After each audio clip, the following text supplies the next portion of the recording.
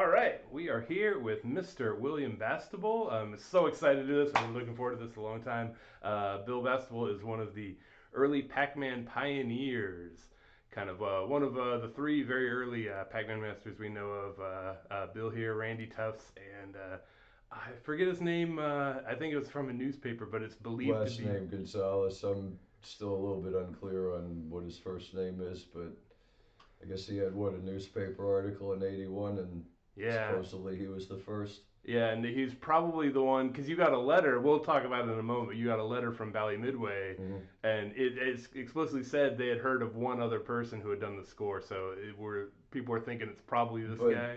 but the thing about that is it could have been that Chinese kid or boy that claimed 6 million that Ronald Reagan gave Oh a right, trophy to. Jeffrey Yee or I'm something. not exactly clear who he is, but he wasn't telling the truth when he said he had more than 6 million. Yeah, yeah. And people probably felt embarrassed, when they, I guess, did business with him. Yep, yep. Eventually. All right. Tell us about how did you get started in video games overall? Well, I just generally was bored and I like to compete. Some people are very highly competitive. Mm. That was it. Or Just like the. that one foosball player, he was saying, I like to win and I don't like to lose. It's a Mm. pretty clear way of explaining that All right. phenomenon, I guess. All right. Yeah. So everyone around you was competing in games. You're like, I'm gonna beat everyone at this. Well, I was just a guy who liked to win in competition, Hmm. and in that area in games. All right. That's I guess you call a gameaholic. All right. Yeah. Yeah. That's legit. What about Pac-Man in particular? Pac-Man or Ms. Pac-Man drew you to that? Well, like I guess Pac-Man, I started in 1981, and when it first came out, I'd seen it in the game room in the spring, and maybe when I first seen it, I didn't originally play it, but I seen another guy there toying around with it, and I figured, well, it seems like it might be fun, and I might want to start learning about it or playing it. And progress was slow, but it was pretty consistent, and maybe within a year and a half, I kind of got the hang of how to play it. And I was up there getting at least through the left half at Maze 256 at a certain point, or through the left half, and getting 3,332,820. Hmm. It took maybe about a year and a half to do that from about the time when I first started playing. And then when I felt that I had done enough work in Pac-Man, I kind of switched over to Miss Pac-Man and started doing that. Hmm. Now, Ms. Pac-Man, it's a different challenge than original Pac-Man, right?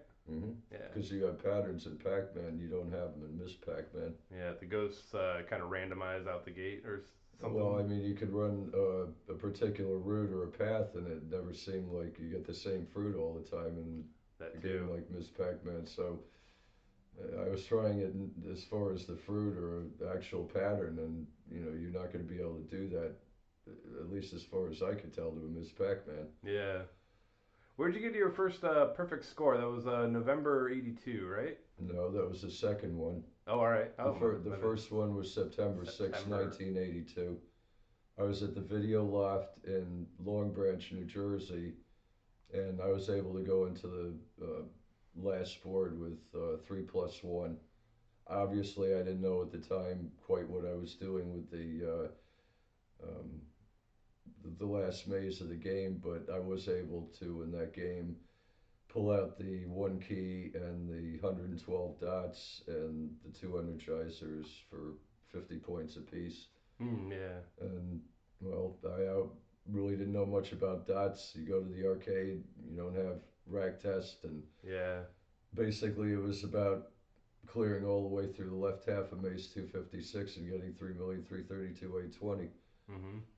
So that's what I was after all those times, Mm-hmm. without the dots. And okay, so that was the first time that I did it, September 6, 1982. The second time was in the College Center, and on the 4th of November, that Saturday, I didn't have a chance to get the key because there was some kind of a wall that stopped me from getting my muncher to the key, and I didn't know whether that barrier was solid, so I didn't go up and around it, or I didn't go down and around it, and Yeah. subsequently I ended up losing that key, and I Ugh. came up from a left half of May's 256 game like 5,000 points short. Mm-hmm. So then I, not to be deterred, went in the next day and decided to do it again, and I had decided the way I was going to attack the problem was to go through the regular good side of the bridge and across the what was the right half of Mace 256,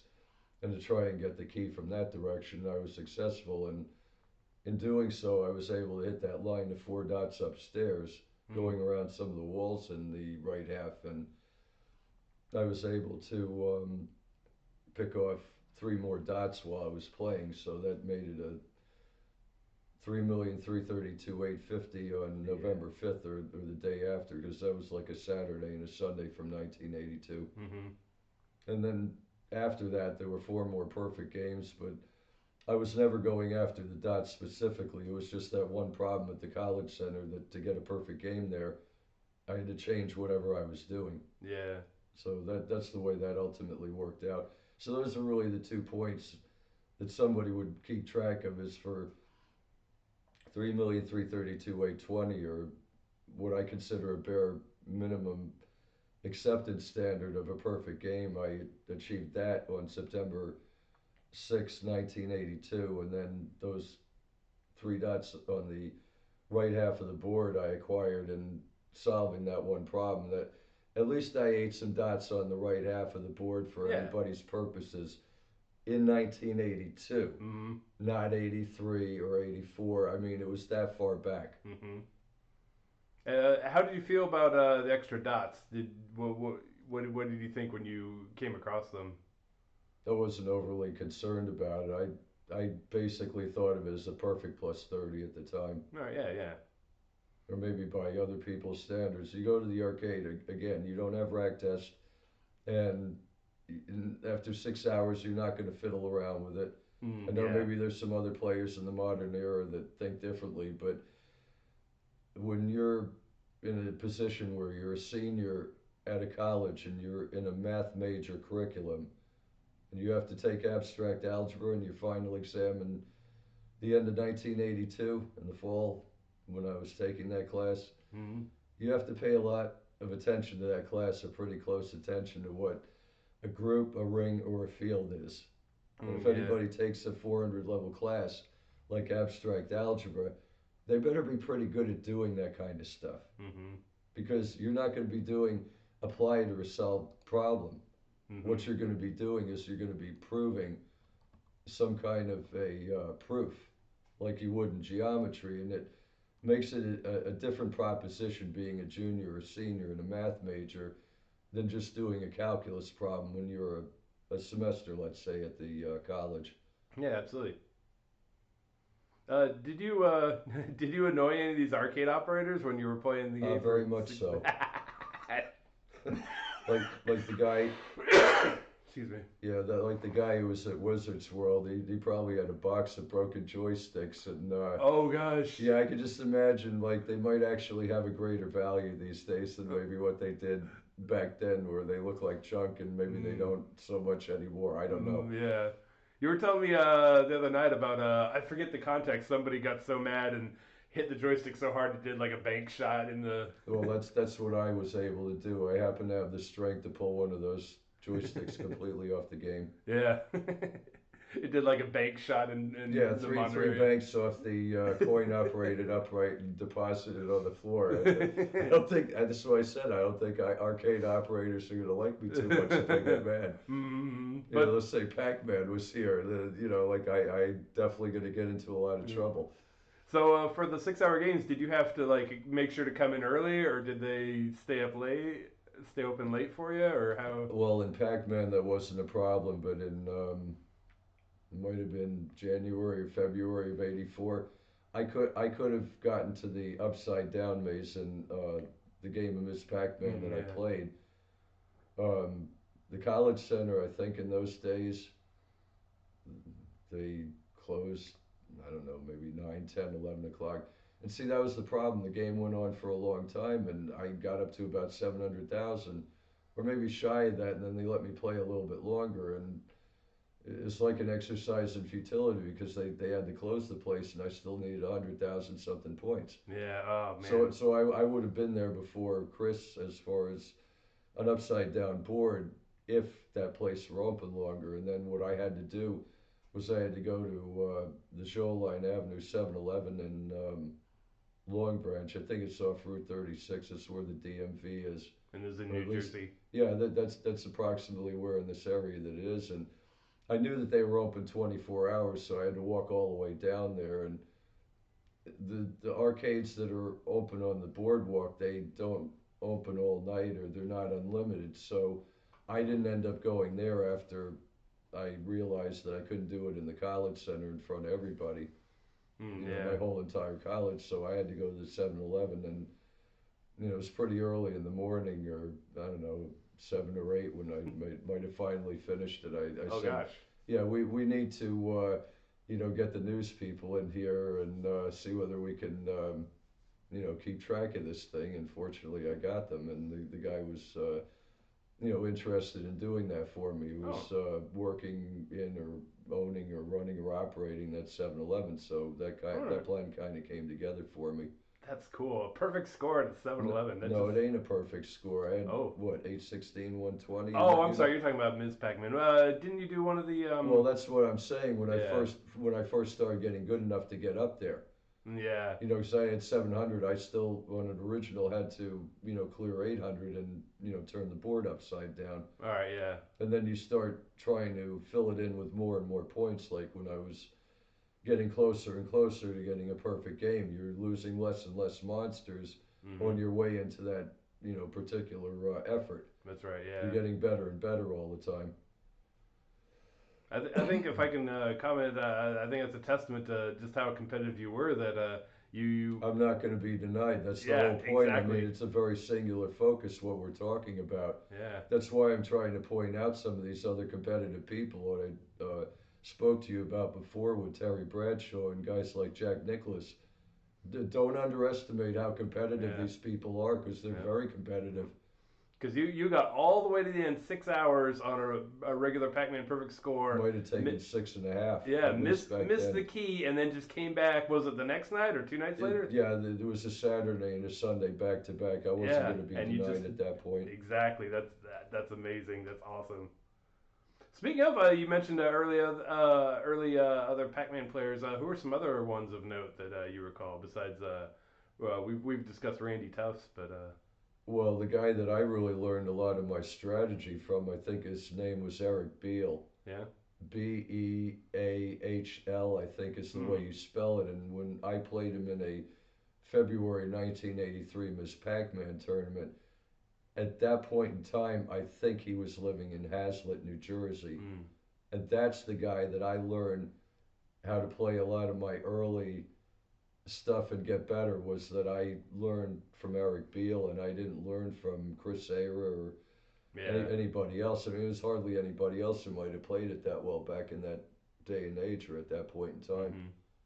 especially locally accessible in the Jersey Shore. That's I can yeah. remember before the tournament that I saw the guy in Wizards World playing as Ms. Pac-Man, and he looked like he was doing pretty good when I seen him from ways away, and I really didn't want to bother him. So I I wasn't really thinking about that tournament at the time that he was preparing for it, Yeah. and I was going in and I was playing original Pac-Man in Wizards World. So he was preparing for the tournament, and I was still fooling around with the original Pac-Man when I went to Wizards World, and he was playing as Miz, I was playing my original Pac-Man, and like when we got to the tournament, I realized maybe it should have been I should have been playing more Miz Pac-Man, Mm. because he was an awfully good player. All right. He qualified with 245,000 score Mm. in those days. He might have had like 10 beers in him or something like that. I'm not exactly clear on that, but I know he Damn. drank a lot or a fair amount after, I guess to celebrate after his 245,000. Mm, I yeah. qualified, I think, with 141,000. So Mm-hmm. he was the number one seed. I was the number two seed. Oh whoa. Another character was the number three seed. Had some in the 80 something thousands, and then everybody was below that. And the way that the tournament worked out on the men's side, I had to play every one of the opponents. Mm. There was a guy who played his heart out that was like seeded number five that I think I had my last man and finally beat him with 110,000. Mm. Then the other guy, he kind of knew he wasn't going to beat that guy with the 245,000. So when he played his game, he kind of threw it to me, like he didn't really care, and he said, "Go get him, Tiger," or whatever, Mm. like he Yeah. wanted me to win. But how do you beat something like that when But I had a lot of heart, and then by 2 in the morning, I might have had 167,000 on my game, and I had him spiraling in a pin, which I learned from him that night. Mm. How to pin him in the corner, Oh yeah. because I finally seen it a little bit, and I was learning as I went along. And he might have had 197,000, and he had his in a pin, but the bar closed, and he had a choice to make, and I had a choice to make. And I said to him, I could come back tomorrow. I got all kinds of energy. I'm really young, Mm. and I'm really ambitious, and I'm out to learn. And he decided that right then and there would probably be best. And we knew that he was the best player. He held out his hand, and a handshake for a 40-35 split. And I said, "Sure, you're worth 40. I'm worth 35, right?" Yeah. Shook hands, and that was the end of it. We didn't have to come back the next day. Oh, cool, And cool. then, like that other guy who threw his game to me, I didn't have to do anything for him. I threw him a $5 bill, and I figured that would be what it would take to get rid of him. So maybe you could buy a little something with that $5. But he Mm. wasn't in a position to really take down the money. The problem with that tournament was that they had $25 on the men's high score. Whoever took that, you had to be the winner in the men's in order to get that 25. Mm. Then you had to be the winner in the women's if you were one of them to get that $25 prize. Mm. And then what was supposed to happen in this tournament, and I know it was structured the wrong way because there was a huge disparity between. I mean, there's nothing higher than 50 something thousand. There were three of them in the women's end. Yeah. That they would have the winner of the women's play the winner of the guys to take the $50 down for the top prize. Mm. Yeah. Now, all the women on the women's side had seen what was going on our side of the draw. They backed out. They were just going after the $25 prize. Mm. Yeah. So that left the $25 prize and the 50 or that $75, composite between the two of them. That's what we were splitting up at the end of the night. It was Mm. basically going to be a winner take all proposition, except that we had that. It took that long to get through the playoffs, and then we didn't quite finish at 2 in the morning. It came Yeah. really close to him beating me at that point, but they had to stop it. And then that was my opportunity to get that $35. Mm. Mm. And that was the Beal guy that you did the split with, the Yeah, 40-35? he Yeah. took 40 and I took 35. Yeah. That's awesome. Do you ever play up against him again later, or? Well, I met him just before I came down to Florida in August of 1984. I think it was in July of.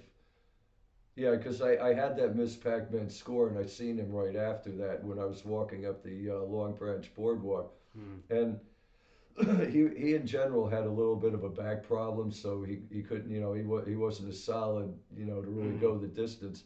His high score when I checked with him had only, I think going into that tournament was only 250,000. It had only gone up by I think about 1,000. He got Hmm. it to 258,000, Hmm. and I told him that I had just gotten that article in the Asbury Park Press with the 816-120, that Hmm. leaning on talent article. Yeah. I know it didn't come out in the documentary, but Dwayne's still holding on to it, and Hmm. I think David Race had seen it too. So I think that part of it, the 816-120, like I told him what I had done, and that my high score might have gone up by like what 640,000 points. Yeah. Big difference. Yeah, yeah. What a Big back up what a jump. back can do for somebody. Yeah, being able to last through the game. Because his back, it started to hurt if he played too long, and Mm. it's kind of a deterrent on a high score, and that's what happened. Was he older than you, or just? I believe that he was at the time. If he was, it probably wasn't by a huge amount. All right. I mean, we were all pretty young back then. All right. How old are you now, if you don't mind me asking? We could skip over this question. 61, and I'll be 62 on May 24th. Yeah, and still gaming. Still. Still gaming. Yeah. We just earlier tonight, this last night, recorded you with a 3 million, over 3 million score on Mr. Deuce Castle, and then the night Hmm. before, 44 perfect patterns on Super Pac-Man. We'll just call it Perfect 44 for Perfect short. 44. Cool. Yeah, yeah. So still kicking ass at these. Trying to anyway. Yeah. I've been doing a lot more research on the games and trying to make the strategy better rather than to go after the world record because to play a really good game, you have to be a very good player, Hmm. especially with the games that I play. You must or you have to do a lot of research and development of that product, or you're never going to get that good. Yeah. What did you? How did you feel about the news coverage you were getting? You thought it was pretty cool, probably, right? Back in the old Jersey days. Well, it would have been nice if I had more access to that, Mm, oh, because it was spotty to give you an idea in yeah. general. Yeah. So, like, they didn't cover all of your scores, but you occasionally got in. There was that article, "City Man pulverizes Pac-Man." Well, that's because of the guy next door to where I was staying, Alphonse Alphone at 116 Chelsea Avenue in Long Branch, New Jersey. He heard about what I was doing. I explained it to him, and he said, "Well, if you're willing to do this for Long Branch Bulletproof Vest Fund, I'll get the guys in and I'll set it up so you can get with the people in the Atlanticville and the Daily Register, and you can get in the newspaper." And um, his Excuse me. daughter's boyfriend at the time walked down with me, Mike Deo, who's also a witness, or was name is mentioned in that article. We Mm, we walked out of like either 116 Chelsea Avenue or 112 where I was staying with the Shader yeah. or the Shader household at the time, Hmm. and we walked down the block and something, and we went to Pistol Pete's bar. They also had a pizzeria back then. There was Pistol Pete's like right next to it, and I had never really been in there. I hadn't played in there, but I knew that they had a Pac-Man, and I you know set about my business, and maybe by ate something that night with the sun just about going down. That's when we finally got these guys to come in and witness it. And the Atlanticville, they only got me for. They said that I got over 3 million, so that particular article was somewhat worthless. But the Yeah. other one had the score, the one in the Daily Register of the 3,332,820. Yeah. Which is awesome. Solid documentation of a perfect score because a lot of Well, the only way you're going to get it back in those days, the cameras probably weren't maybe good enough, and you were going to yeah. get a write up in the newspaper when you were talking about a score in the golden age where it might be 81, 82, 83, Yeah. which is what the Gonzalez guy did back in 81. I did mine where I didn't get that credit in 82, and I had three of my six left half a maze 256 perfect games, and I gotten all the points up until that point. I didn't get it until my sixth game, and if it weren't for Alphonse Alphone, the guy next door was running Gerard House or whatever. It was like a boarding house on the second floor, like he had all those people up there. I walked up there one time and I realized that, like that, he and his family and all that other stuff with Mike Deo and his daughter were all downstairs, and then these people that he's I guess giving a place to stay, or I don't know whether they paid rent or what the arrangement was, but I guess they were all upstairs in that place. Mm, yeah. Yeah. One of those perfect scores. There was like a charity thing involved. You mentioned a Yeah, couple in times. other words, I had to, in order to get press coverage for what I did, I Yeah. had to agree to advertise for the Long Branch Bulletproof Vest That was Fund yeah. in New Jersey. It's exit 105 off the Garden State. I still remember. Yeah, That's unless they awesome. changed the exit since then. They Yeah. probably didn't. That would be changing a lot of signs in a place like that. That's true. That's true. Yeah. What is it? New Jersey is probably the most densely populated states in the union. Mm, If you yeah. if you look at it, Yeah. I know that there's some dairy or farmland, maybe where Richie Knuckles is, but there's a lot of people that are in the state of New Jersey. Hmm. I feel very comfortable. Like when I was growing up, living in Bergen County, and then I felt that when I got accepted to college on the Jersey Shore, that was pretty much my going to be my destiny. Another college, I had to wait 6 months. Mercy and what was that, White Plains or something, where they're from, and then Paul Smith's didn't even.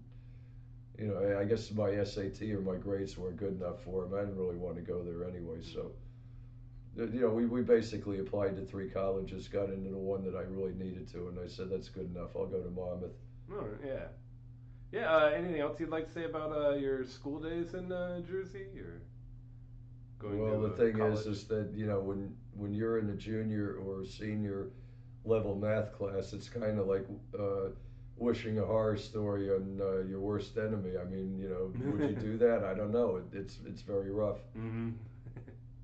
They're not easily passed. I mean, you better be very serious, or somebody who is into being a professional student, or you're probably not going to do too well. Yeah, yeah. You might do okay in calculus. You might do okay in differential equations. Then you get into number theory. I Hmm. mean, you already know. I've already discussed like the guy from Princeton with you. Oh, yeah, yeah. The I've had that class Fermat's. before, and I had what, an F, a B, a D, and an F in that order in the class, and I got a D for the final. Yeah. That was my final grade, and I was happy to at least pass that class. That's how Yeah. hard it is. Oof. Trust Yeah. me. And you're no slouch. Well, the thing is that when you get to that level, I mean, you're tested to the point where either you're into it and you know how to do it and you like it, or you might as well walk away. Yeah. It can get that bad. Hmm. Tell us about so at some point you or someone I forget the exact details. Either you or someone sent news of your score to Bally Midway, and that's how you got the letter, which is featured in I the was I Twain's was the one documentary. who wrote them. That was before I ran into my buddy in March of '83, because that was back in September 6th is when I mailed my letter to Bally Midway, and I received mine. That it had the date October 6th, or exactly a month later, that they responded with the package that contained the letter and the T-shirt that Yeah. people have come to know at this point. Would you still have that T-shirt? You Yeah, showed it to I me in the showed other you room. that. Yeah, That's amazing. That's so cool. yeah, and that's also on the documentary that Dwayne wanted me Yep. to hold it up and show people. Yeah. That's awesome. Any other? Excuse me. Any other interesting stories behind that letter, or? Well, I was just happy to receive the shirt and the letter and see what was going on for Bally Midway, but I still think that the person that they were showcasing at Bally Midway, that boy that had the allegedly, according to his calculus, The at least 6 million. I Yeah. don't think it was one of the other people, if I had to guess. Mm. Because maybe this gal at Bally Midway didn't know about the article with the Gonzalez guy, and at that Mm. moment in time, that Randy Tufts hadn't gotten to February of '83 yet. So, I don't think it was him. Yeah. It could all. I think at that moment in time, it could have probably been only one of two different people. Yeah. What was the kid who got the Yeah, letter because from I've seen Reagan? footage of him and another guy who was very good at getting to the split screen. Mm. And what that other kid that was a little bit older than the Chinese boy that I'd seen on TV was saying about that guy is that he's not capable of what he's saying he's capable of. Mm. Yeah. Now, the other guy, he wasn't able to get the scores as high as I was getting, but I'm sure he was clearing 3 million, or 3.1, 3.2 Yeah. million for sure. A lot of I've noticed in my research, a lot of players from those early days they could get over 3 million, but they just couldn't quite get all the ghosts on the 1 second boards. That was the kind of the hang up. Well, my difficult energizer in my case was going after the lower right, because I had him coming in from two different directions to solve that problem. Oh gosh. The yellow one was coming up through the bottom. The other three was I don't know. Maybe some people call the yellow monster brown monster. I looked Yeah. at it as red, tan, blue, and then yellow in that order. Mm. So that last guy, or the yellow one, like, that doesn't do the same thing as the others, he would come in and feed the bottom light with the route that I came in through the top, and then the red, the tan, and the blue would follow me in, and I'd have to time it where the yellow guy was nailed at the light at the same time as I came down on him, and then come back and turn on the other three Mm. guys. That's the way I tried to solve that problem. Not the greatest, but doable at the time. And for a guy with a lot of energy that wants to get through enough of those, there might have been what, six of them that were like that, and I had to Yeah. get through, those really difficult lights that, were probably the hardest that I was going to run into, that were going to be a blocker, an impediment to Yeah. having I guess it was a 340,400 at the end of six keys. I think that's right. I Yeah, that think sounds that's about right. right, yeah, if I remember correctly. Yeah. That's not a very long window to be going after. It goes over here and then I, over I, w- there. I was at 1600 Soldier Field Road in Boston for the Candlepin Finals because Philip Mann went there. Yeah. And while that was going on, and whoever took the top prize, I think it was like 10,000 at the time, in the summer of '83, I was in the game room while that was going on, and I had a perfect through six keys, and I was trying to get Philip in there to check it out, and he was obsessed with whatever was going on in the Candlepin bowling tournament. Mm. That's funny. So you were doing that during a bowling tournament? Yeah, Yeah. during the Candlepin All finals, right. I mean, whoever won that, and I'd seen the guy who did. He had like 130, and the other guy had 120 or something like that. Yeah. He got paid, I think, 10,000 bucks for winning that Candlepin finals. Nice.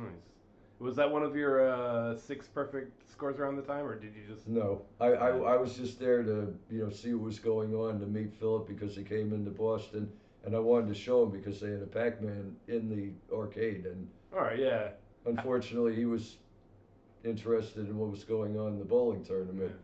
And How, he basically ignored it. There are people who did that in the day. They're like, well, I want to play ping pong if I'm Bill Opdyke or, yeah. something else like that. And it's like, don't you want to see what I just did? I got a 3,332,850 here on November 5th, and Opdyke was the only guy who was there. Mm. The only thing he cared about was playing ping pong. I'm like, well, to each his own, I guess. Yeah.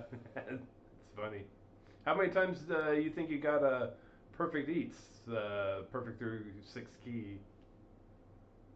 Well, it's not that much more than what I did because I'd obviously try and add the rest of whatever the points were to what I, because I was getting, pretty much through the ninth key also. So, Yeah. Yeah. I'm looking at it in terms of if I'm going to blow it with something, it was probably going to be on the last board Mm. when I got to that level of gameplay, On the split or I got screen. that good, yeah, Yeah. whatever. So you didn't, as a habit, you generally, if you did the perfect eats, you just kept going all the way. Yeah, I mean, that was the idea Yeah. because to me, that was the hard part. Yeah. You were saying it was the hard part for other people. Mm, yep. I mean, what's harder? One of those boards like stage one, stage two, four, five, or six, or the bonus board. Yeah. On Yeah, you see super the pack. difference. Yeah. Yep. Yeah. When you got to Definitely. eat the monsters at a perfect point, makes it a little bit more challenging, or you have to be a little bit more perfect than just running a bonus route. Yeah. Yep. Yep. So it sounds like all your early perfect scores, it was all freehand, right? You didn't do any patterns on them, or did you do patterns? Well, A I know mix. there's. I had the same kind of techniques, I think, as the way that I seen David taking out that ninth keyboard. That I remembered I had like six shift backs where I'd go a certain amount and I'd see where the monsters would go, and I'd know about when I was supposed to reverse in the path. I had six of those drawbacks, and that's about the best pattern you're going to be able to kind of work out or manipulate as such that way when you're in an arcade and you don't have a game at your house. Mm, yeah.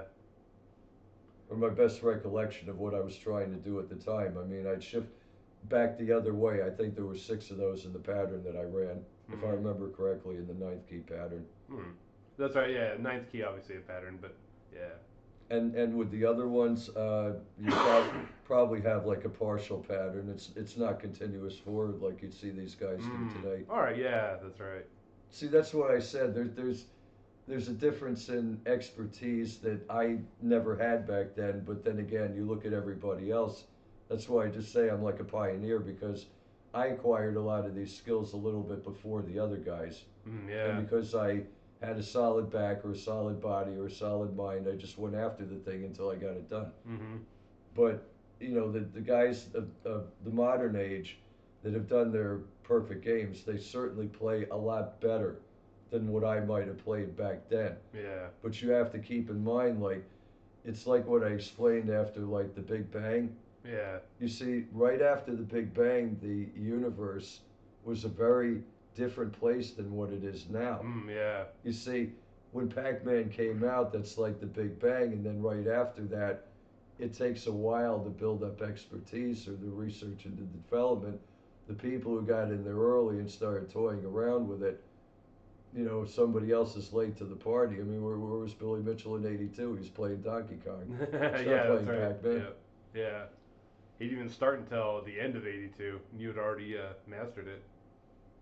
Well, I mean, September 6, 1982 is basically the mark with me, and the video loft was not a place that lasted more than several months, and then they were out of business. Mm. They didn't do too well at a certain point. Not enough people were going up there, and they eventually had to close their operation. And Mm. then such was life for the video loft in 1983. Yeah. And then, so you moved to Florida in '84 or '85? 84 '84? All right, yeah. August. And then it was sometime after that, '86, that you first got in touch with Chris Ira, right? Oh, he more or less got in touch with me. He Yeah. tried to get in touch with me at my college, and let's see, in 1984, I wasn't even there anymore. I mean, I was living around the corner, but Yeah. I think that when he got in touch, it was after I left in August. Hmm.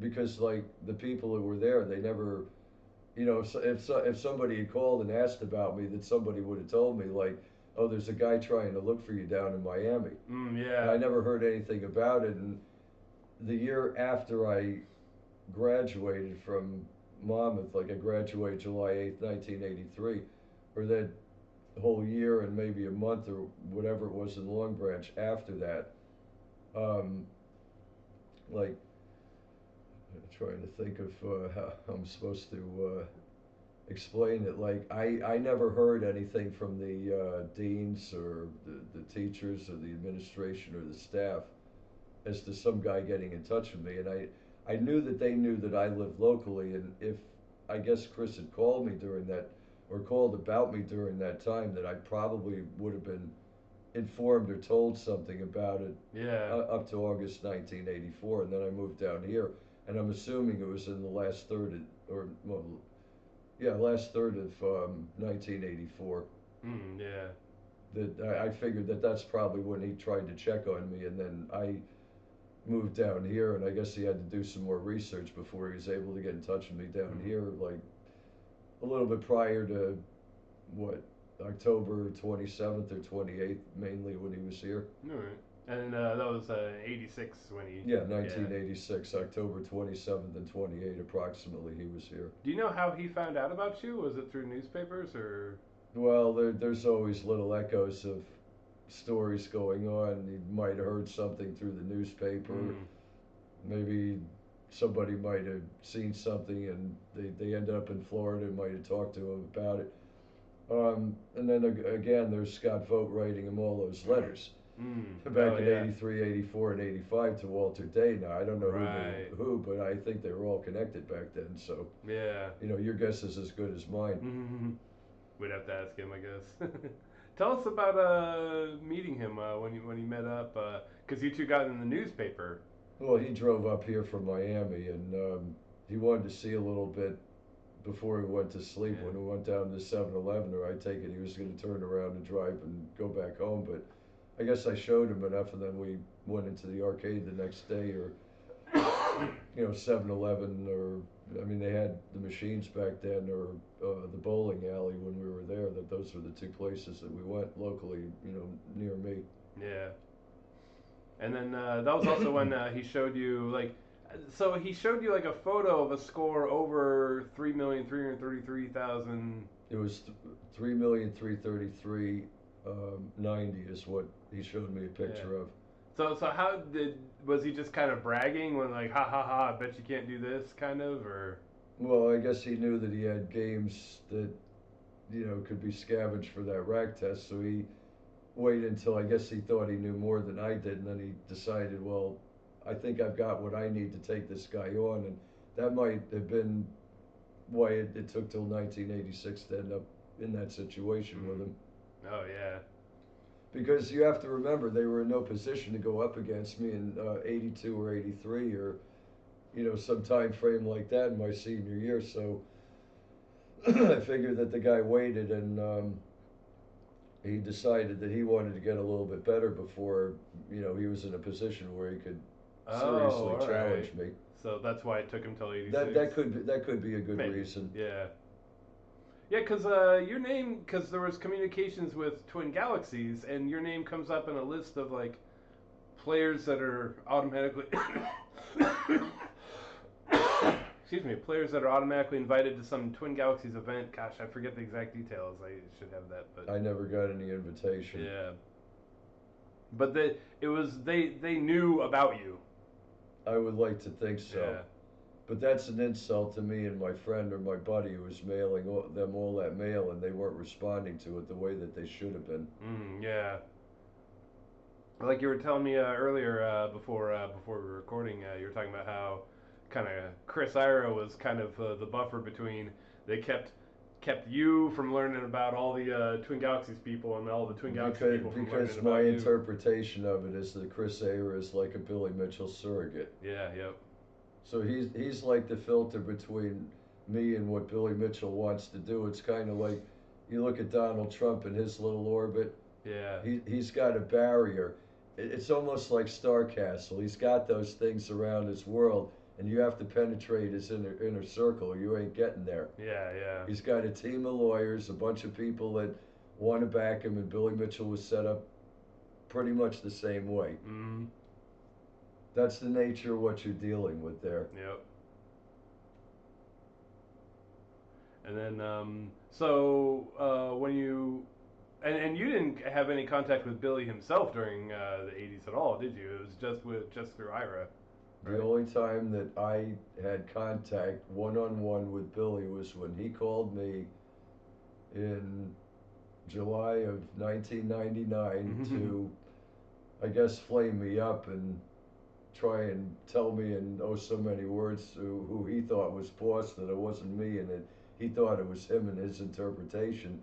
And the only other time that I had seen was a 2015 free play, other than Yeah. I guess a couple of three ways that he wanted, desperately to set up with Rick to try and disgorge as much information from me as he could. Yeah. And of course, I know how to put on my best poker face in a situation like Mm-hmm. that. And I made sure that the guy was guessing going into the documentary, let's put it that way. All right. Yeah. Yeah. The Dwayne documentary. Yeah, so he can make enough mistakes to last him a lifetime when he tries to claim something before he gains the information that he needs to Yeah. make the claim. Because he has claimed, we're skipping ahead a little bit in the timeline, but the July 1999 call, he claims that you called him to congratulate No, I him on might the have been in perfect touch score. with Chris Ayer, but I have never had Billy Mitchell's phone number, any of those, if he has more than one, There you or go. if he changed his number. Yeah. Now there were some again skipping ahead a little, but you said there were some conference calls with Rick Fothergill on the line. And Well, I'm sure that Billy Mitchell wanted to get to me because I certainly wasn't answering Chris Ayer's phone calls in September and November of 2009. I yeah, already knew what I was up against. So I'm like, well, you're wasting my time. I'm not even going to respond to you. that's right, because they knew that Dwayne was filming stuff with you, and suddenly they were interested. Yeah, go ahead, Dad. Yeah, I Yeah, got a break that's because I fine. got a Yeah, phone absolutely. call. We'll take a break. I'll refill my drink. And hopefully we don't get another distracting phone call in the meantime. Mm-hmm.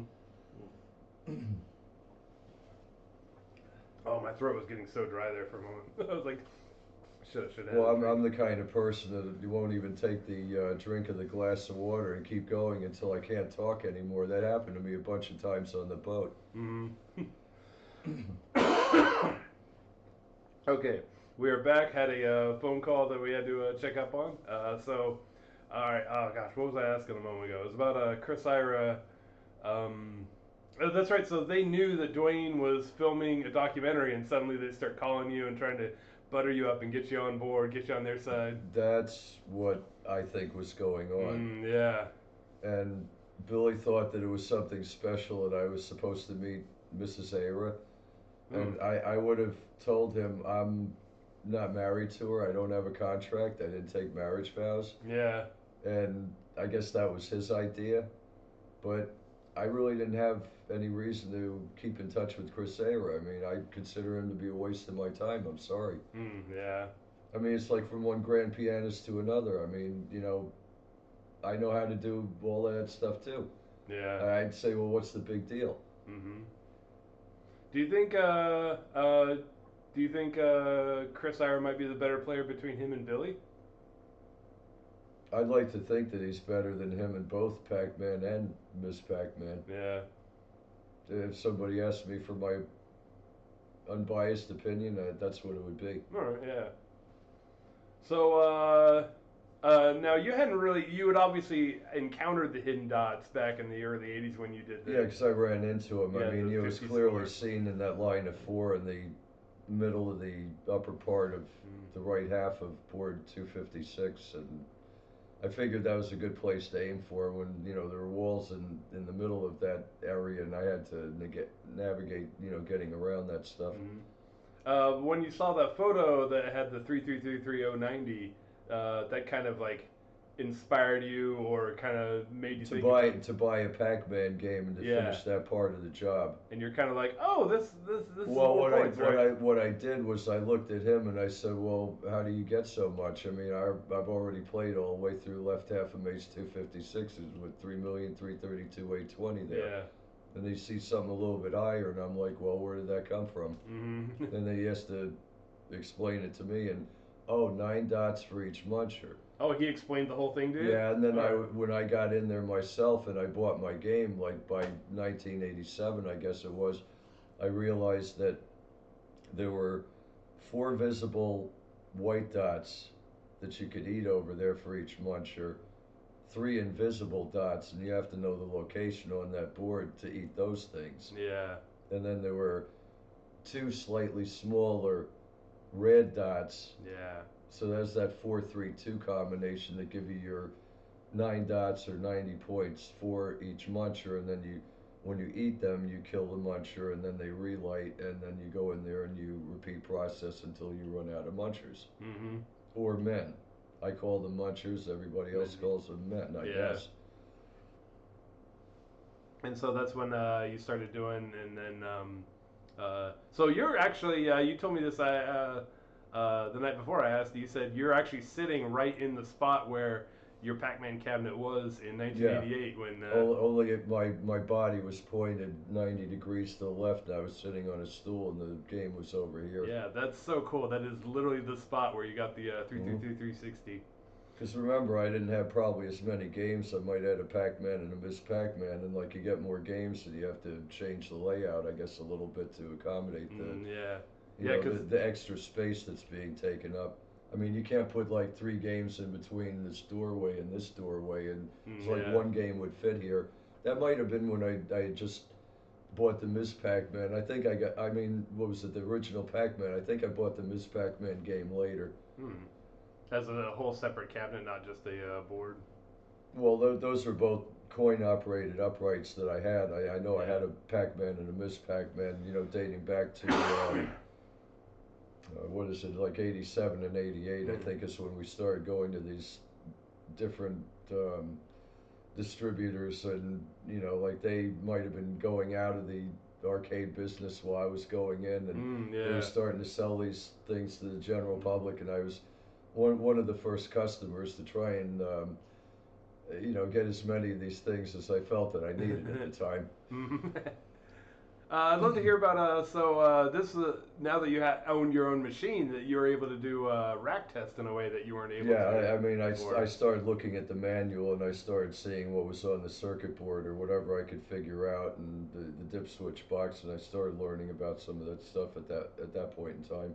Yeah, and that included. Now this is documented in our printed series we did, but you bought the board and it had the jumper version, so you ended up doing the perfect score, the 360 on the. Or actually, no. Well, You subtract that's 36,000 from right. that Yeah. because you're losing 3 mazes with all of the ghosts on them, which each maze that you lose that on with that difference in programming, That's it right. yeah, it is going to force you to lose 12,000 points for those 4 energizers, for each For each one of those board. boards, and then you multiply it times the three boards, and that's how you get the 36,000 that you're going to come up short. That's right. It's a little bit below three million What three is hundred it? thirty Three three million thousand.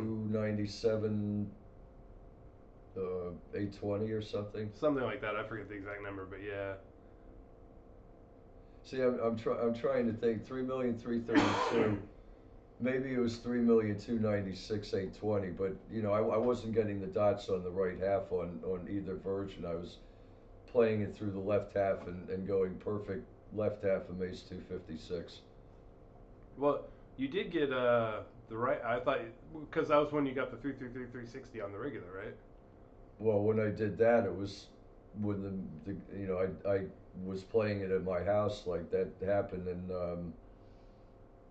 for the jumper cable, like there was soldered. That happened in August of 1988, and then September 2nd was when I did the one where I took a pair of scissors and scratched off all the solder Yeah. until it finally didn't have a connection there, and I was like, okay, good, now I can go after the other one. The other one, yeah. But And you, see, if you wanted both, like, and it was soldered to begin with, you don't scratch it off if you want to do both. You yeah. play it first when it's soldered, and then okay, time for it to come off, and then you go after the other version. Otherwise, you'd have to sit there and solder I'm not afterward. gonna, I'm not gonna monkey around with it. I mean, I Yeah. seen the situation the way that was, and that's the way I went with it. Yeah, absolutely, absolutely. And you got the nine hidden dots on both the jumper and then the regular. Hmm. Yeah, awesome. Very Five cool. plus one. Yeah, awesome. Very cool. And Very cool. maybe I took a couple of breaks because I wanted to make sure that I wasn't playing so many of these ninth key patterns in a row. And I wanted to do it right the first time, and then that's when, after I got this, I had the challenge letter with Bill Harold, so that anybody could challenge me at that point. And I felt that I had that, those scores, like I had already achieved them, and like I was ready to, because I already had one under my belt, to go out and take that chance, in competition with somebody else. Like I may or may not screw up by the time, because I'm exhausted when I get to the blown maze, but at Yeah. least when you've already done it and you've got that confidence, Yep. it's a lot easier to follow through with what it is. And I was gonna play, the best that I could against, whoever would have challenged me at the time, but nobody stepped up to the plate. Yeah, that's right. Yeah, so cause yeah, there was like a challenge. Bill Harold, he was the reporter from Sarasota Herald Tribune. Sarasota Herald Tribune. Yeah, He was the senior sports writer. and he was looking for other players who could match the score, basically.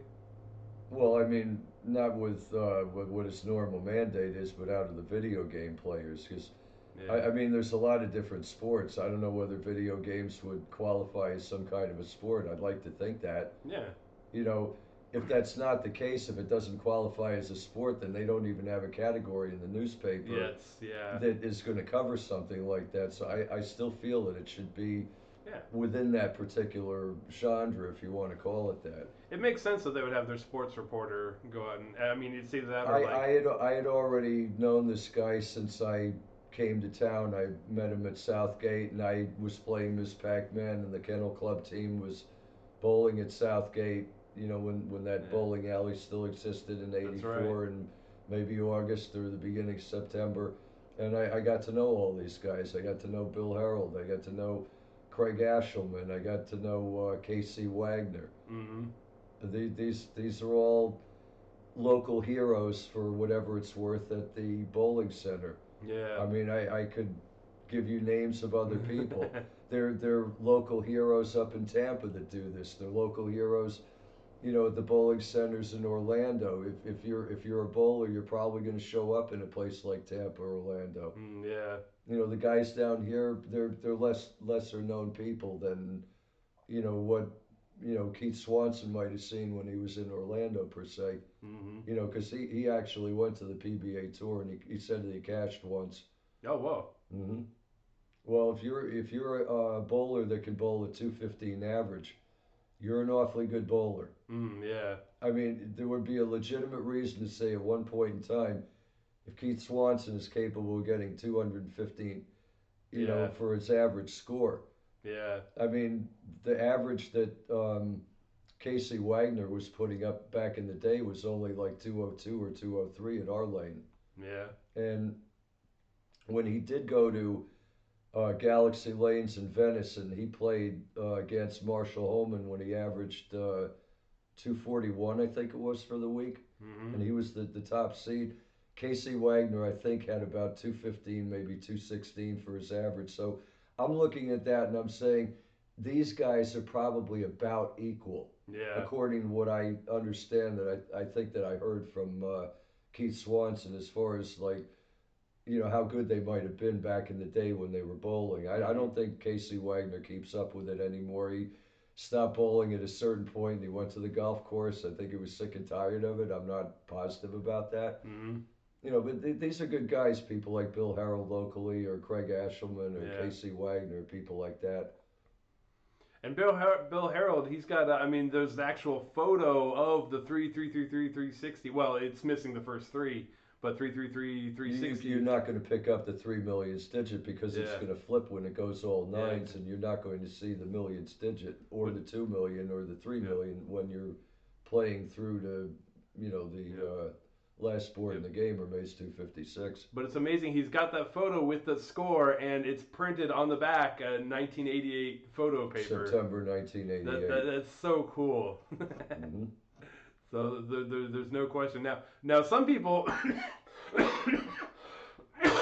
excuse me, they I'm sure you've heard they want to say that it's unofficial because you used the freeze switch, which Do you think anything that I was going to do back in that day and age with that particular individual was ever going to going to be. be acknowledged or was Mm. ever going to become official? Yeah. I kind of think that he didn't want that. I think that he didn't want the competition, and he Mm. had his own dreams of what he was going to be doing that did not include me. Yeah. Yeah. Yeah. Do you think there might be because they didn't really tell everyone about you. We'll get into that in a moment about how Dwayne got in contact with you. But do you think there might be other Pac-Man players who did similar feats that they are also just kind of kept out of the loop like that? They didn't pay too much attention to Randy Tufts, and of course, the first guy was very hard to get a hold of. Nobody really found out who he Yeah. was or got in touch Yeah. with him. But Randy Tufts at least was in magazines. Like Yeah, they knew about him. he was. I had that copy of that magazine, and that's what I showed my department chairman or a guy named Boyd Swartz, who was like running the math department at the time that I took my last statistics class with to graduate, my last 3 credits in the Yeah. summer of 1983.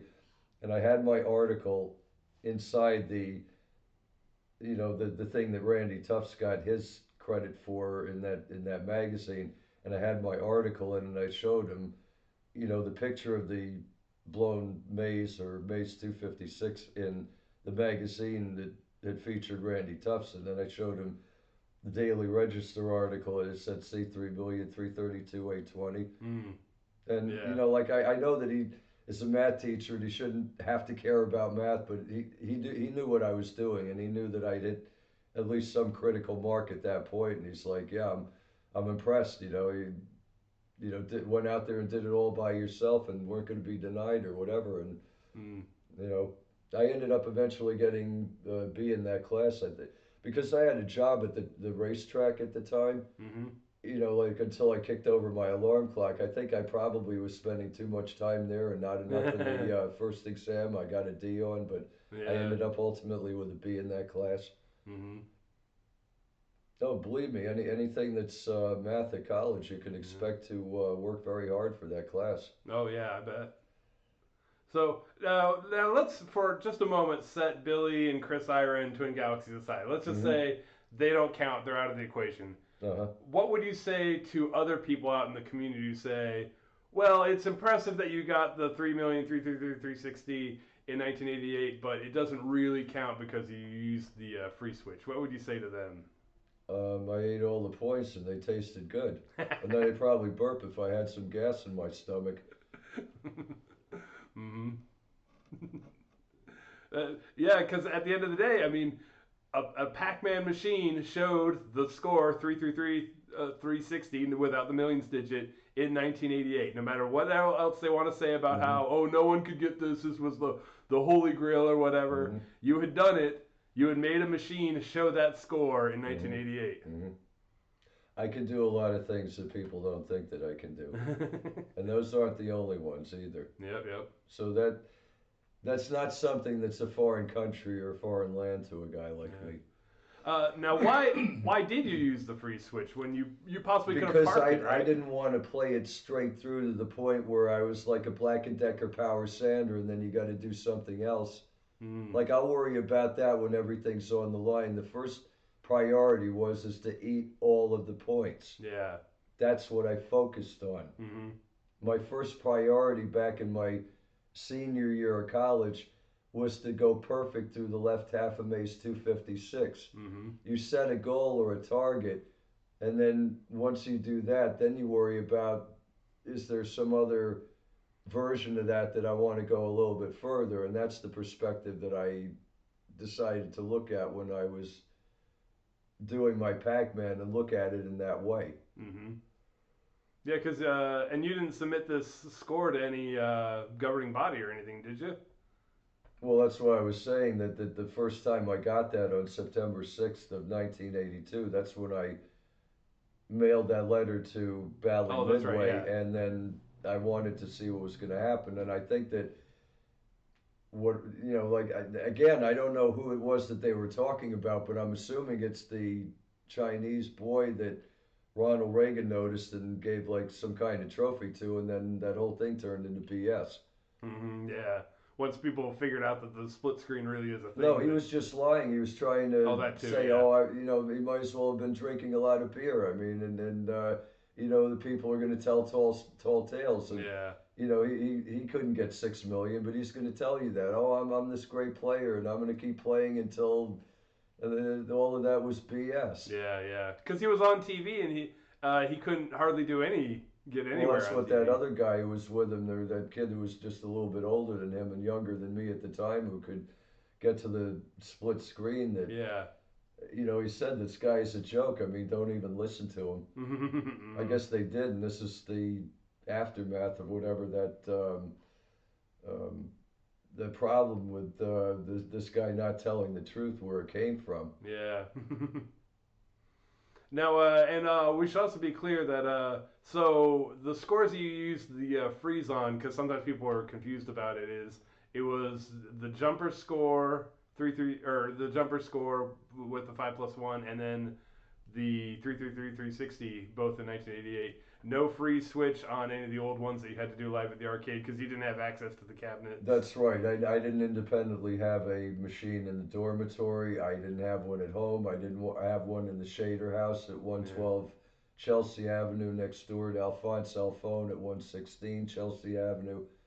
Because I was on the campus for my first 3 years, and I go to arcades there.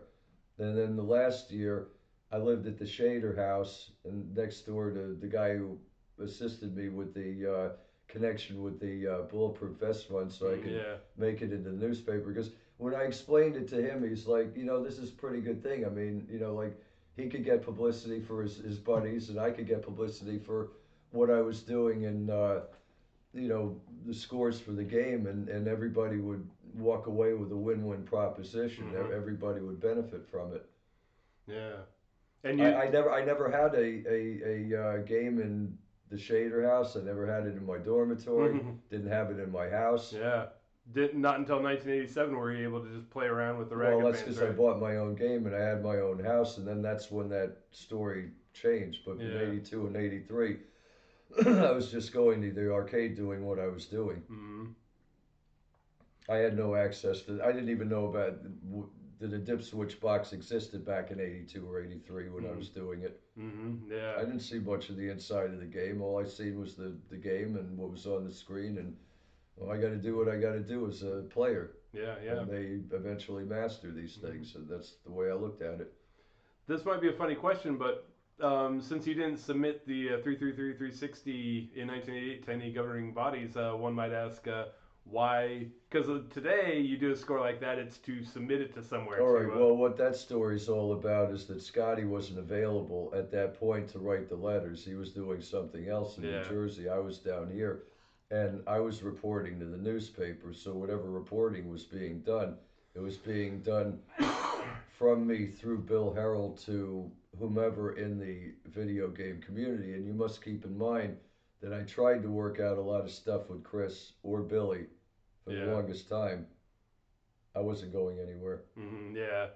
I mean, when's the first time they admitted my existence? Think uh, about it. yeah, Billy did. I don't think Billy acknowledged you at all until Until he was 2017. forced to, until somebody took his arm and twisted it, into a position that he couldn't take it anymore, is Yep. basically what that is. Yep. Yep. Let's jump ahead in the timeline. It's 1999, and suddenly there's this news story going around that some guy up in went to New Hampshire and got the quote first perfect score on Pac-Man. Hmm. When was the first Well, I guess it was that place called the Fun fun Spot. spot? Yeah. Yeah. When was the first you heard about this? Because you're just sitting at home in Florida, not knowing that this is going on, and I then remember when I heard about it. I was on the Sun Cruise gambling boat at John's Pass, and I was looking at people around the boat. It's like I've done one of these things too, or I've got one of these things too, yeah. and a lot of people are like, "What are you talking about?" Because they only knew about what they did in the casinos, and they're like, I don't understand Pac-Man. It's like a foreign body or an alien thing to somebody who only goes in to try and win money. And I mean, they don't have Miss Pac-Man slot machines. At one point, I thought that they might build something like that. Maybe Mhm. somebody can, work on an Yeah. idea like that. But for the They got the moment of the cherries. Yeah. meantime, yeah, I mean that's like what we're talking about Yeah. here. So then you hear about this and you're just kind of like, what the hell? What are you gonna do? I mean, I was basically, beat by what is it? A power struggle that he had control over, and I had no control over. Is the Yeah. way I got to look at it. Or anybody else would at the time. Yeah. Nothing was going to favor me in his world. It was all Yeah. about him and all about what was going on around him with his entourage, and I Mm. didn't fit into that, or I didn't meet these people or know them, and such is life that I get looked over, I get discarded, and Yeah. that's the way it happened, in my opinion. And then Billy, he got to go to Japan and visit Namco and stuff. Hmm. What do you And, think and about then all and then he that? waited 6 long months to give Rick Fothergill what he rightly deserved That's true, very much. because he wanted to cover for his visit over there. Yeah. Yep. So Rick had already gotten a perfect score by the time Billy goes over there, but it wasn't recognized, so he could spend the whole trip being the only quote unquote only one.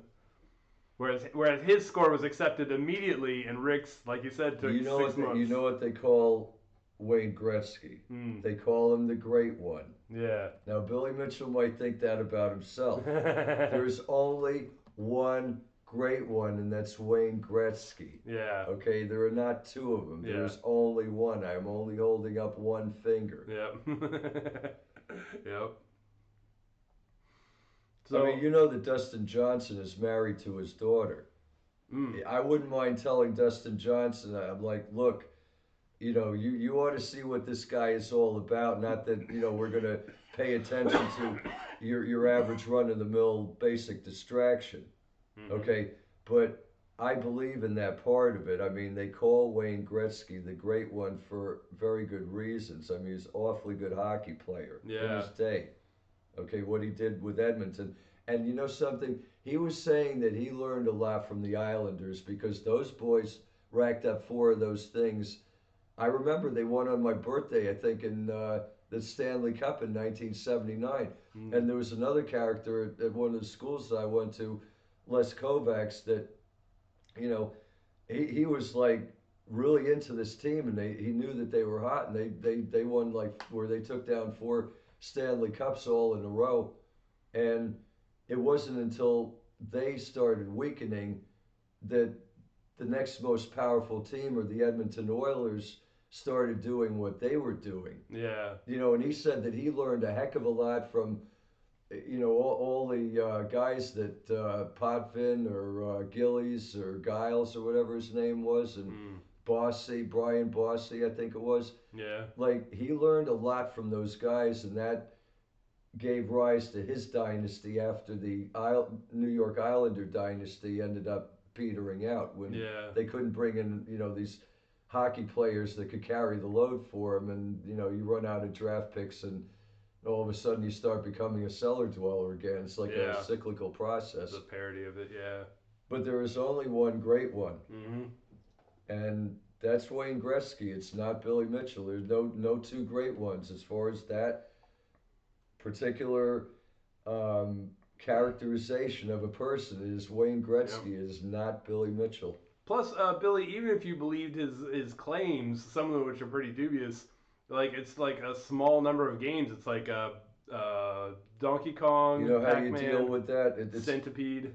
It's kind of like the end of the Wizard of Oz movie. The dog pulls the curtain away. Oh, Mm. don't pay any attention to whatever. And Yeah. it's one of those. And then eventually, I guess the emperor doesn't have any clothing, and what is involved in that analogy. And Yeah. I think the rest of it is intuitively obvious or self-evident from that point. Mm-hmm.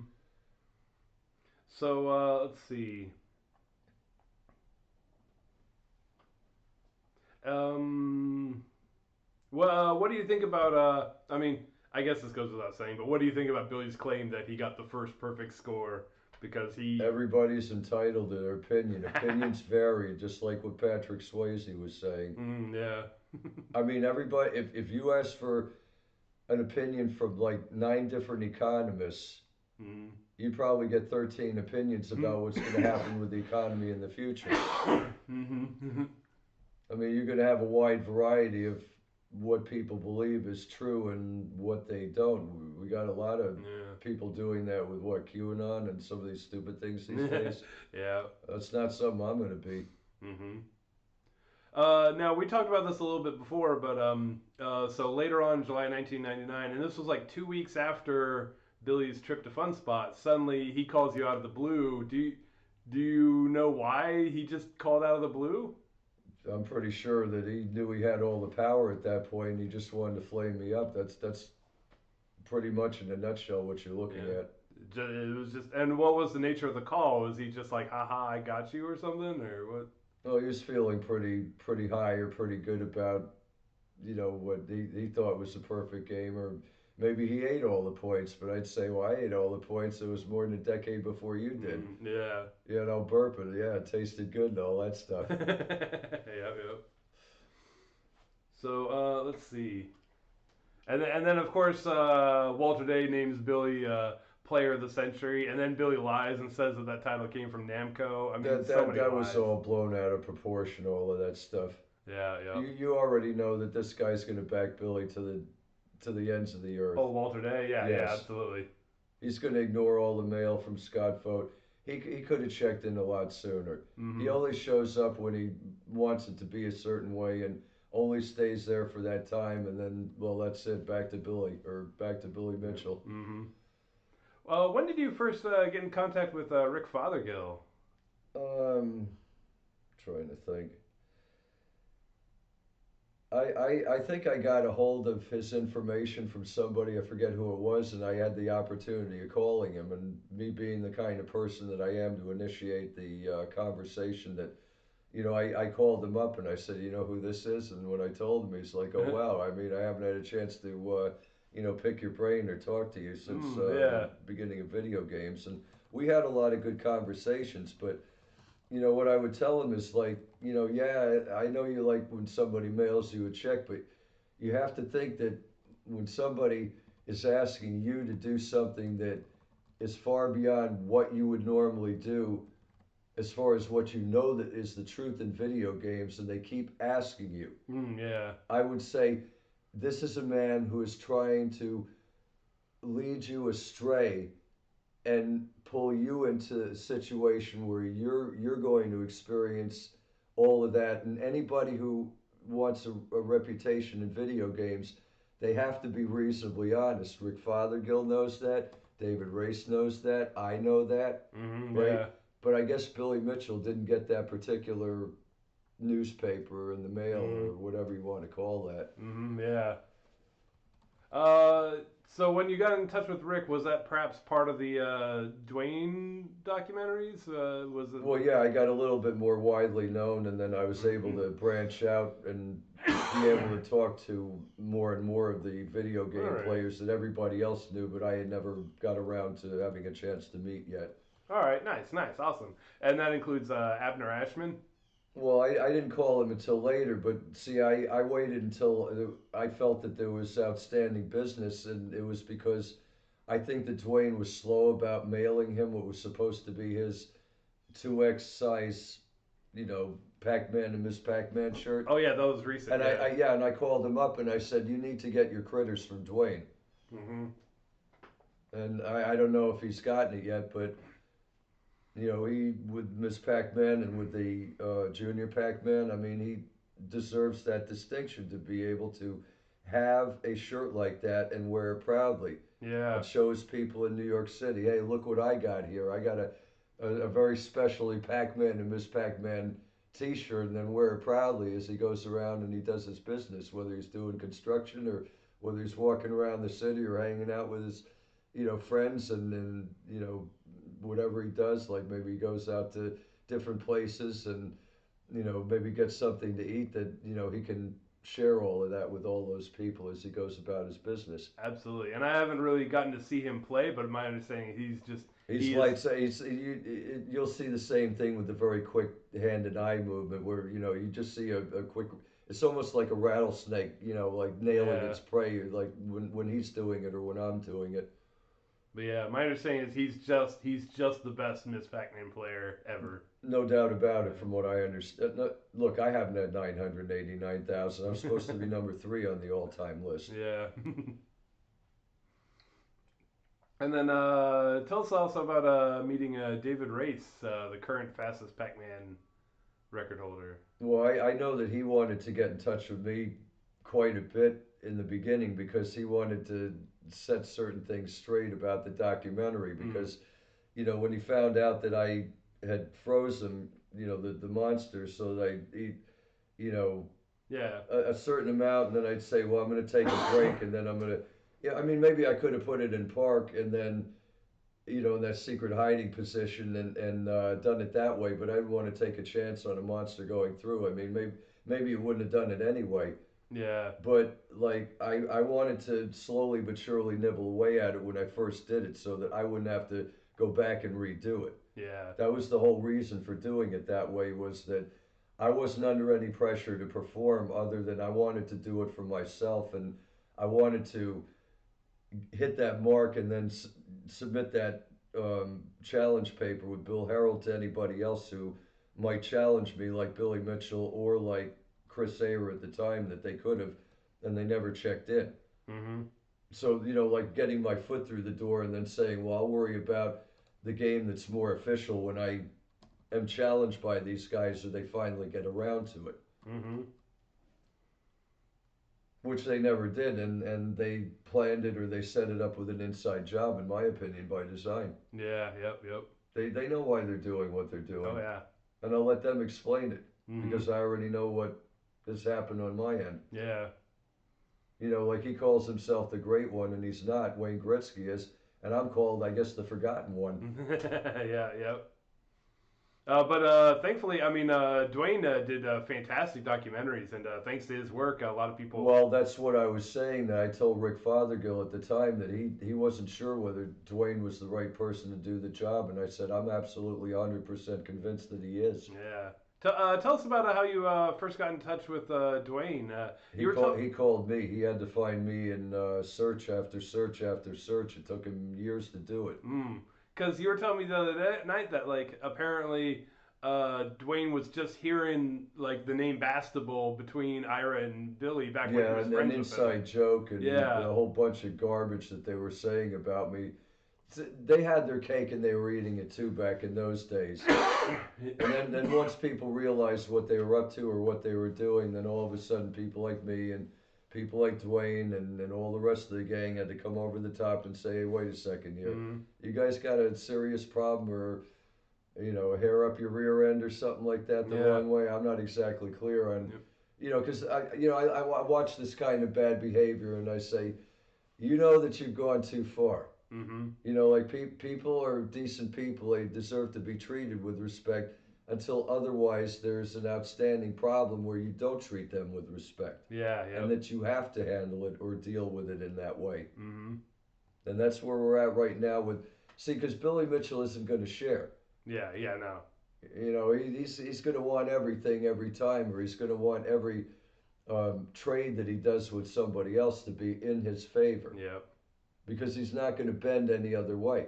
What is that? Spoiled, rotten rich kid. Yep. That's what that is. Yeah. I met plenty of them at Grove School in Madison, Connecticut. Mhm. No illusion about that or no mystery to me. I know everything about that. That a rich father and a rich mother can get so rich Mhm. that they're like, I'm gonna pay somebody to take care of my kid because like I'm making so much money and I'm having my time of it all in the world that I don't want to think about anything else. Mhm. So all of that, when you look at it analytically, from the parents or the kid, it's just a bad disease of selfish being passed on generation through generation through generation through Yep.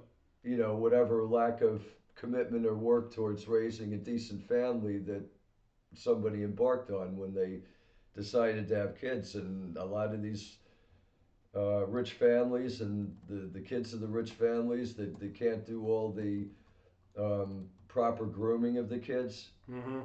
They get to an adolescent point in their life and they have no choice but to be sent to a place like that, or all of a sudden they're on a different path or a different road for the rest of their existence. Mhm. And because that happened to me, I ended up on the right path and I learned what I needed to. And because Billy wasn't sent to Grove School in Madison, Connecticut, Yeah. he all of a sudden, life became foggy and soggy for him, and maybe he lost his way, and that's what happens to these guys. Yep. Yep. He didn't get the butt kicking he needed in high Well, school. I know some people who could have straightened him out, but like nobody can tell this guy what to do, and it's not like we're trying to tell him what to do. It's Yeah. like we're trying to point out if you make decision A, then decision B is going to be a good one that follows from decision A. Yeah. If you make the wrong decision A, that can lead to the wrong decision B, wrong decision C, and then all of a sudden you have an avalanche and a snowball rolling down the mountain, and then you Yeah. got a lot of problems. Mhm. Yep. Yep. And you do not exacerbate those types of problems. There are times when you are going to hear things that you don't want to hear, Yeah. that you Yeah. have to keep your mouth shut and not say anything. Mhm.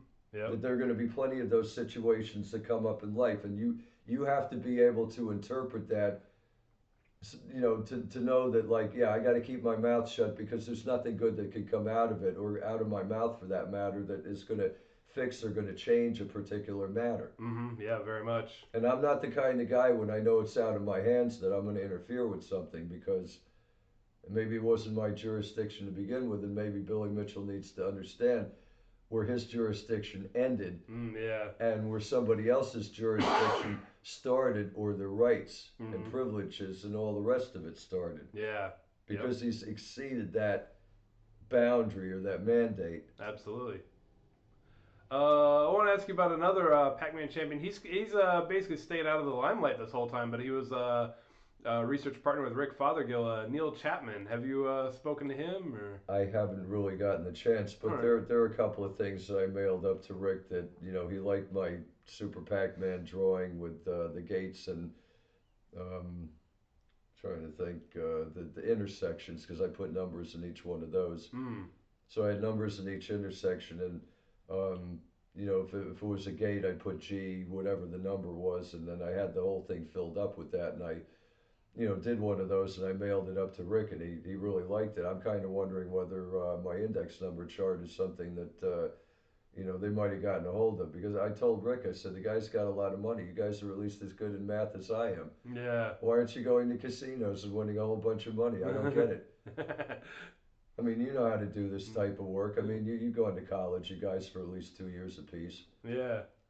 You want to talk about casino stuff or? Not All really. right. Yeah. Yeah. So what was the experience like? Just the general experience of Dwayne coming. He came like 3 times to film Hmm. for the documentaries. Hmm. Just any interesting stories about your time participating in that? Well, I mean, a lot of what dragged him down here was just trying to smooth out the story, and it took 3 different visits for him to do so.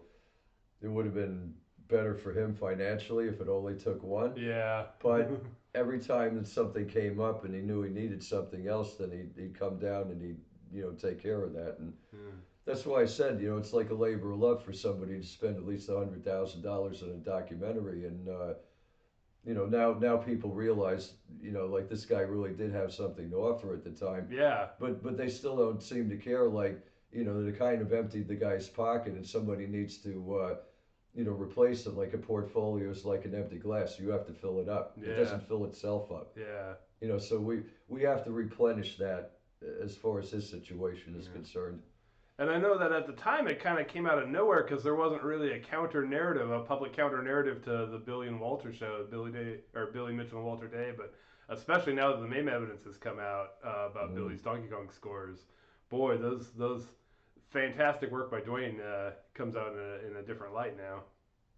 Yeah, I mean that's why I kept telling Rick Fothergill. I mean, he's singular-minded, guy like Dwayne Richard anyway, and he's going to get the job done just like I am. Yep. I mean, we're kind of disappointed that Rick Fothergill was not more of the mindset that Dwayne and I are, and I almost feel like Billy Mitchell's like, well, he doesn't control what Rick does, but I'm concerned about this man's influence Yeah. over his life because you know even if he gets a check from this guy, I'd say this man and his money are not worth your while. There are Yeah. other ways and better ways that you can go about that and take care of that problem Yeah. and take care of your life at the same time. Yeah. He's not indispensable within your world or as a friend. Mhm.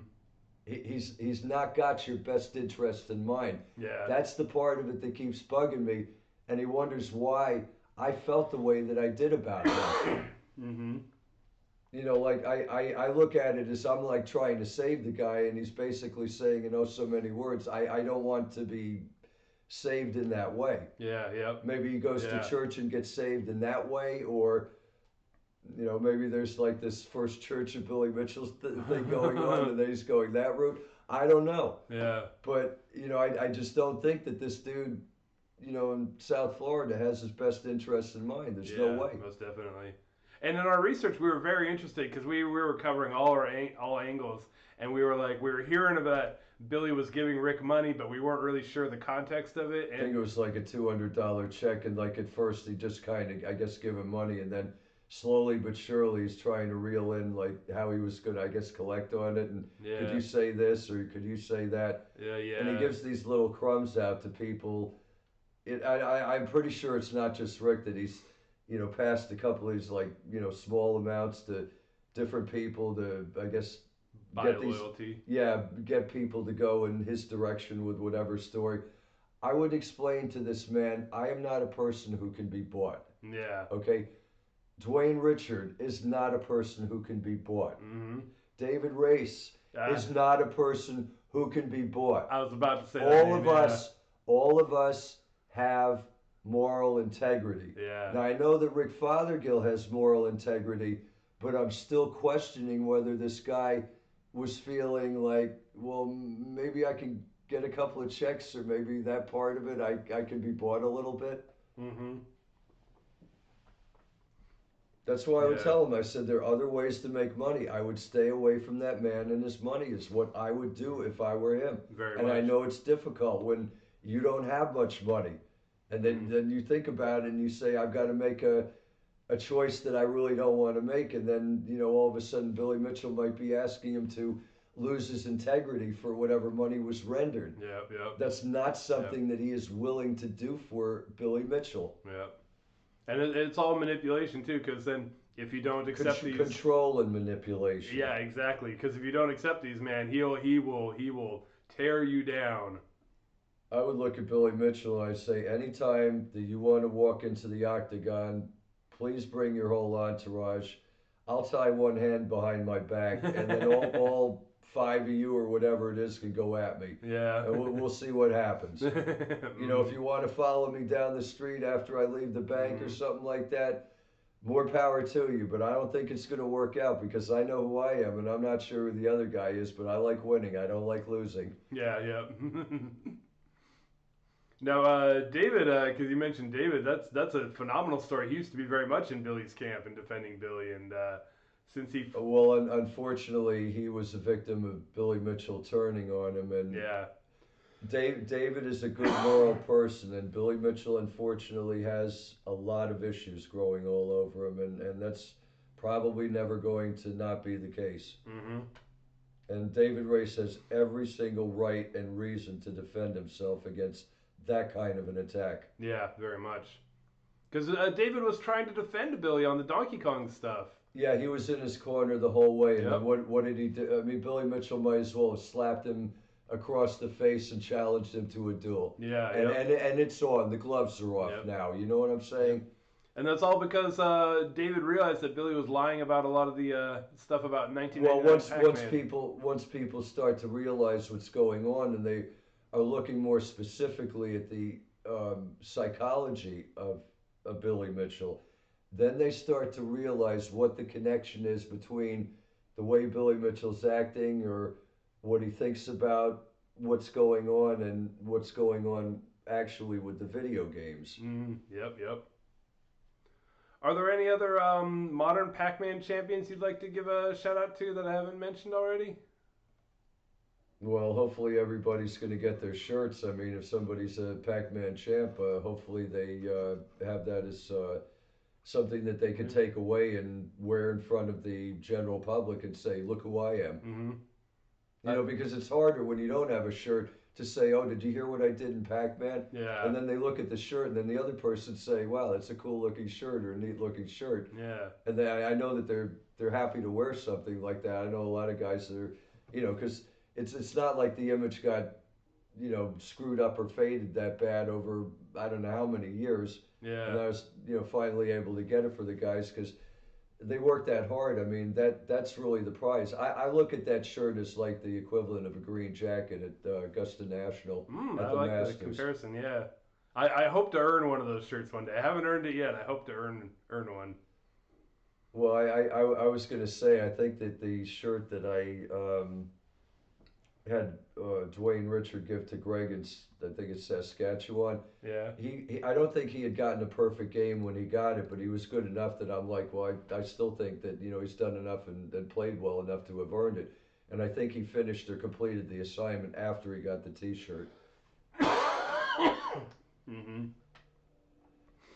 Oh, a couple more items relating to Billy Mitchell before we kind of wrap up his bullshit. But Hmm. you've mentioned so Billy called you in 1999, In and July, in July, and then also tell us about the interaction at Free Play Florida in 2015. I didn't like the way he ran up to me on the stage as fast as he did because I didn't know what was coming. And Oh, I didn't know it was on a stage. yeah, I was on the stage watching Walter Tree. I'm not sure how you pronounce his last name. Yeah, The guy from Brazil. yeah, not Walter Day, but Walter Yeah, from Walter. Okay, Brazil. so he was playing on the game, and he asked me whether I wanted to watch, and I'm like, sure. I mean, I consider it to be an honor to be around people like that. Yeah. And all of a sudden, because this was toward the end of the free play event, and a lot of people had left, and the stage was clear. Yeah. All of a sudden, I see, the corner of my eye, Billy Mitchell come out of a door and scale those 3 steps really fast.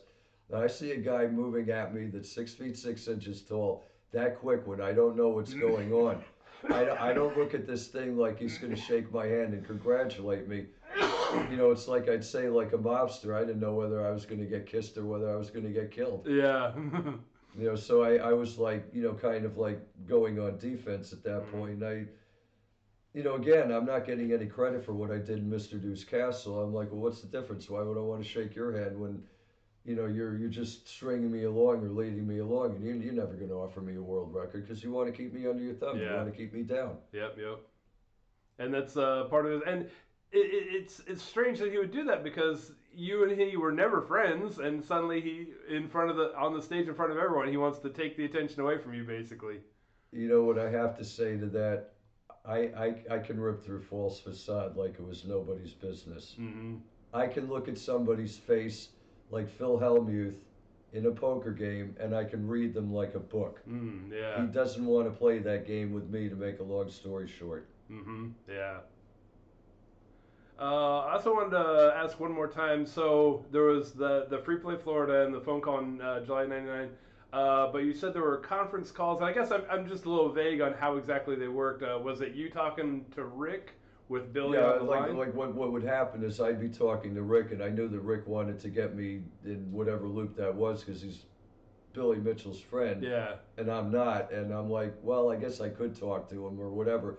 That was Rick's idea, yeah, and I told David Race that maybe you'd like to ask Rick about why a guy like me who didn't want to see Chris or his family, I didn't feel like I had any business with them. I mean, it's been a long time, and if Chris really wanted to keep it going with me, I would have seen him a lot more. I would have heard from him a lot more, and that's not the case. yeah, And Billy wanted to get me back into that because I think he wanted to keep that thing in between him and me called Chris Ayer.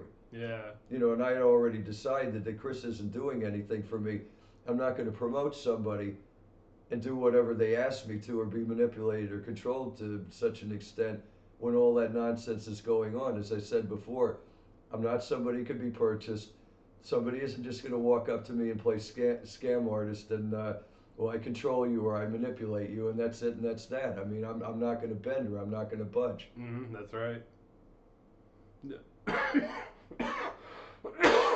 Excuse me. For people who don't know who are watching this, you smoke a lot, and Yeah. I'm a non-smoker. Which, granted, I've hung around smokers, so it's not like an issue for me. Yeah, But I know, but I've been smoking for like 45 years, at yeah, least three-quarters of a pack, and I guess I'm immune to this stuff. yeah, exactly. You can feel it in the air, so Yeah. that's the reason for me coughing all the Uh-huh. time. Do you remember how many of these conference calls with Rick there were? It could have been three or four Three of or them. four. All I, right. I Yeah. wasn't actually counting, but Yeah. I told him, I said, well, I'm not really in favor of it, but I guess, I don't know if you got to do that or whatever. I guess, whatever, I could talk to somebody. See, the thing about talking to your enemy, if you talk about the right stuff, you could actually find out things that you might want to find out. That's true. And Yeah. that might be about the only reason why the two of us should have been talking in the first place. But remember, Rick was the one that was his idea. Mm-hmm. And I was telling David maybe he should ask Rick about, because then it gets down to the nitty gritty. I don't mean to make Rick Fothergill feel uncomfortable. I mean, he's trying to facilitate what's going on, but you have to remember part of the facilitation is because Billy Mitchell, I believe, wanted something, and what he wanted was to have Chris Sayer still be covering for me so that he thought he could, you know, Yeah. up and out, and well, I don't have to deal with this guy. I'll go on with the rest of my stupid business or whatever it is. Yep. Yep. And Rick, maybe he thought he was just sort of mediating, kind of maybe bringing, because Well, I guess what he thought was like, yeah, I can make these guys friends, and I'm like, don't yeah, bank on it. If they're not bedfellows, there ain't the same peas in a pod. I mean, yeah, you got to think about how that's connected. It's not just that. Oh, because these guys are incumbent video game players, people are going to find who their friends are, and nobody has to tell them. They know what that direction is. They don't have to be led by the arm or the hand. Or you have to go over here. Or you have to do this with this person, that person. I can do that on my own, and with enough time and getting around, then you get to meet everybody. I mean, I tell them that's my job or my purpose, not like you're gonna make sure that I'm this guy's friend and I'm gonna be with Chris Sayer, especially what was going on in this hmm story, yeah, most definitely. because I have to protect myself, and I would like to think that I'm protecting Rick and his interests, but opinions vary, and I guess he doesn't really see it that way. Yeah, And that part of it's reasonable. I mean, he can do whatever he wants to do. he's He's at least 18. He's a free man. yeah, But what I would suggest is that there's certain ways of doing it, regardless of what you really want, that are better than some of the other ways that somebody could do whatever they're going to do. It's what I was telling you about opportunity costs from economics classes. If you were doing one thing and you're busy doing it, and some people might multitask, but for the most part, you can't do another. yeah, yeah, So you have to prioritize that you get X number of years or days or whatever in this world, and you have to make the best or the most of that time. hmm And failure to do it means that you lose time that you're not going to be able to get back to do whatever it is that you thought that you wanted to do. yep, yep, And that's important. And itemizing this stuff, because if you do it the right way, you're going to have so much more for your life than if you do it where you're just having fun and a little bit of sloppy stuff here, sloppy stuff there, and then a couple of years go by, you can't get them back. Yeah, yep, And yep. that's what's important about people thinking, oh, I'm going to stay on the beach until I get to be a lobster, or whatever it is that they do. I mean, Yeah. like, nobody has to tell me how to get out of bed. I do it by myself very well and very easily, and no, I don't need any help or boost.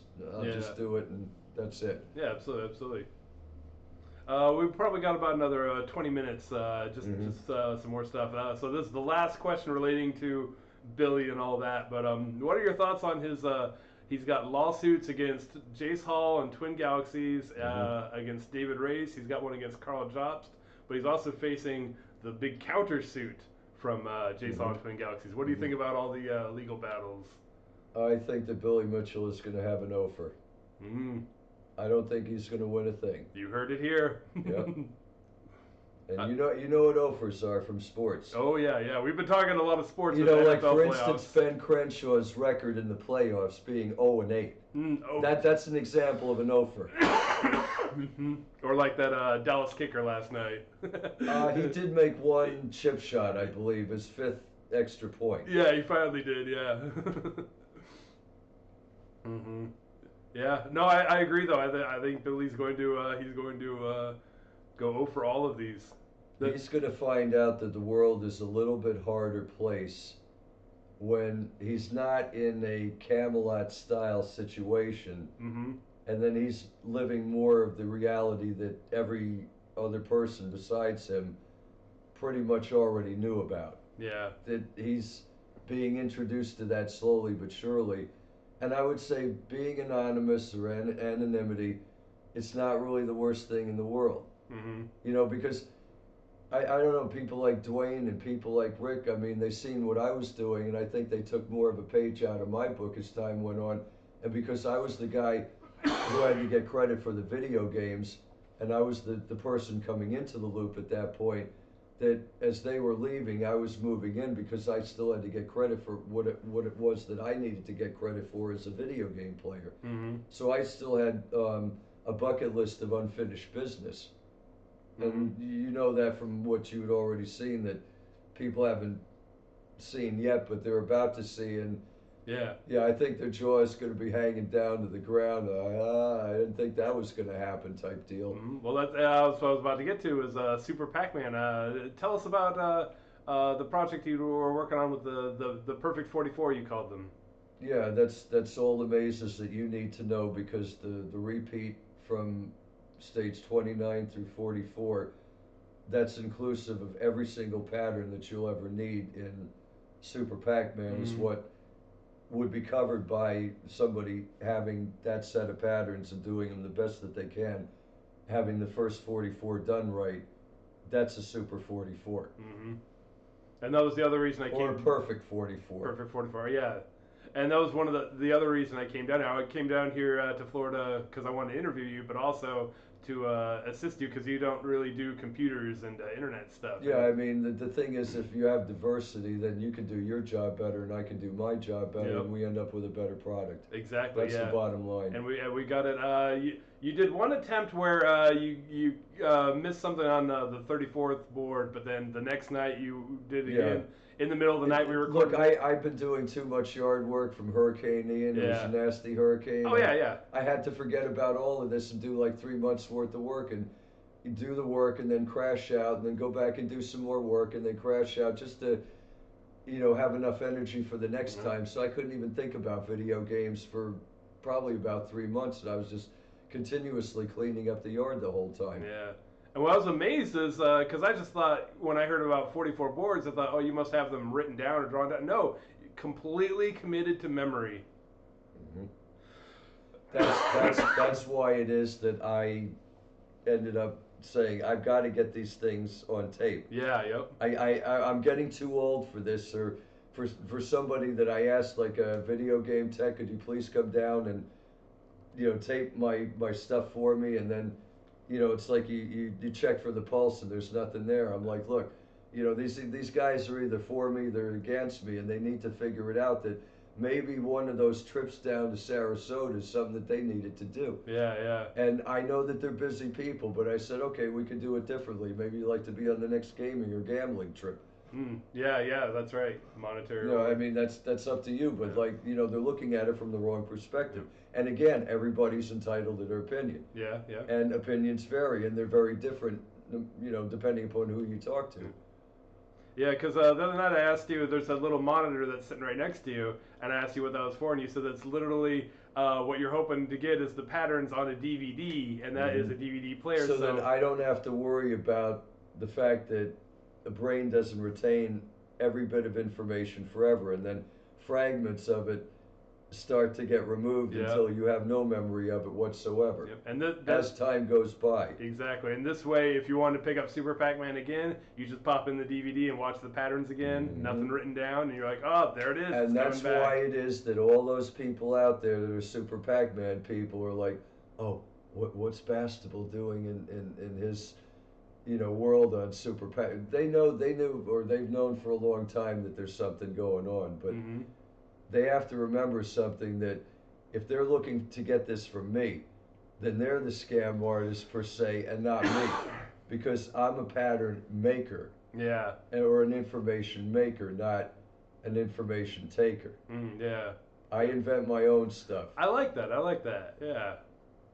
Tell us a bit of the challenges unique to Super Pac-Man compared to Pac-Man or Ms. or Well, you know that in Super Pac-Man that those icons, the 16 different ones that they have are the equivalent of dots. Now, yeah, there might not be quite as many of those things as there are dots in a Pac-Man or a Miss Pac-Man machine, but they also have gates and keys. yeah, And unless you can go through enough of those, you can't unlock the icons. mm-hmm. So when you start any maze, you're basically the equivalent of like trying to break out of jail or prison Yeah, compared to a Pac-Man game, because you can go in any path on a Pac-Man or a Miss Pac-Man or a Junior per se, mm-hmm.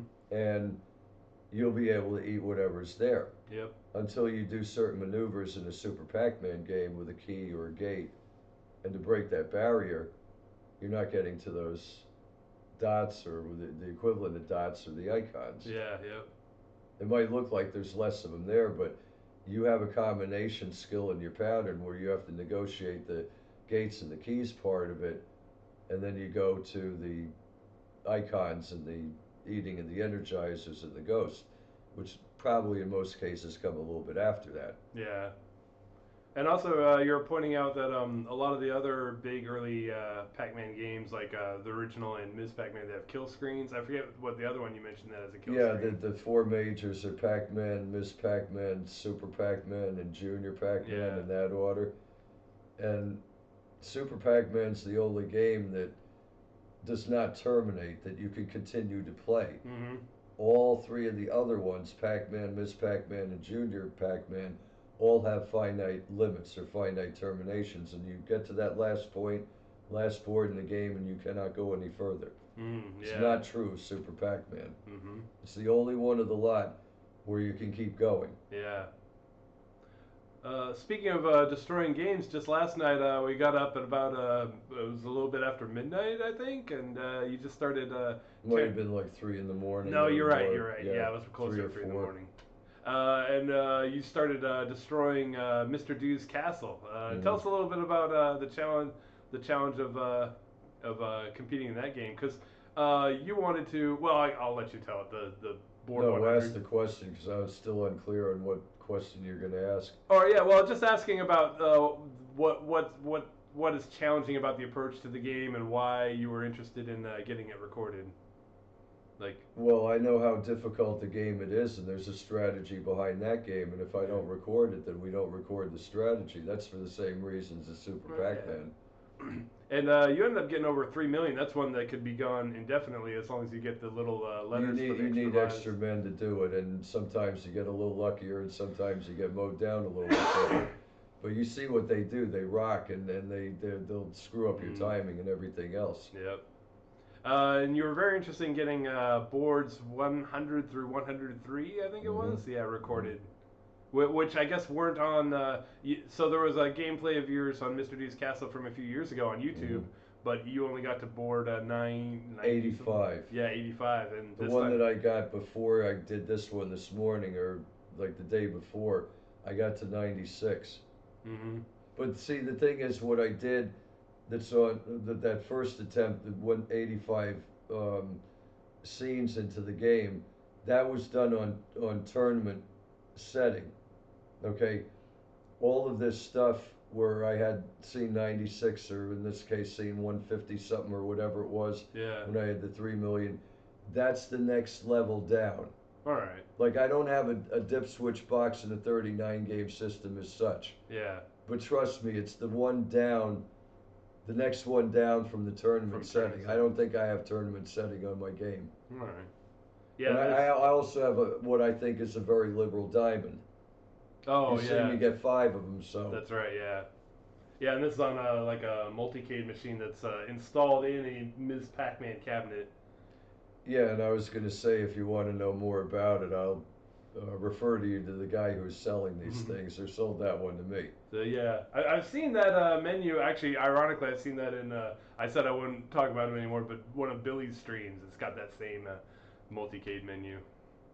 I'm not familiar, unfortunately, with all the multicade variants out there, but and then you've also got apologies, you've already told me this, but a Crystal Castles machine. But does it run Crystal Castles or? That's still Crystal All right, cool, Castles. yeah, and then That Pac-Mania. machine works. All right, cool, and And then then I have a Pac-Mania game. all right, cool, yeah, and I don't want to turn the rig to see them, but I know Keith Swanson said that he wanted it, but I'm like, I'm sorry, that's in my collection. I told him I would lend it to him. yeah, You know, I could see doing that, but I don't want to actually sell that game. yeah, I would be willing to part with the Crystal Castles, Castles. but I kind of was thinking, maybe Danny Rodriguez could, because he had asked about it, could eventually get up here, and if he wants it, he could, give me a reasonable price for it, at least 400, and then I'd say, okay, done deal. Yeah, But he's got to get around to doing it. I mean, he showed some interest, but I don't know what happened to him. yeah. That's awesome setup though, especially with the multi-kit on the far side. Got everything. I was playing a little Donkey Kong on that. Well, that's fine. I mean, Yeah. you should be able to enjoy yourself playing video games while you're here. Oh, It's thank just you, that thank you. just that I had to do all that stuff like before it opened up the machine for other people to play. Yeah. I played a little Pac-Man. I got to first Peach, and then I forgot what the pattern was. It's been a little Well, while. now you know how it could be for a guy like me in Super Pac-Man, because there's a lot of stuff to remember there. Yeah, yeah. Oh, that's a question I should be asking. I've asked you this off camera, but I'll ask you on camera. When was the last time you played Pac-Man, and are you considering playing it, taking No, it I'm up not again? going to be playing Pac-Man Yeah. anymore. I'm a retired Pac-Man player. Last time I did it seriously, I guess, was in August or September of 1988. And you Everything that I did in Pac-Man was back in the 80s. all right, yeah. And you basically just closed the book. Nothing left for you to compete on. Got a little boring and I moved on. Yeah. And how about Ms. Pac-Man? Similar deal, or would you? Well, I played so much of that. I mean, well, think about it like this. I'm supposed to be number 3 on the all-time list as far as what the top score of, each player and how it ranks. Yeah.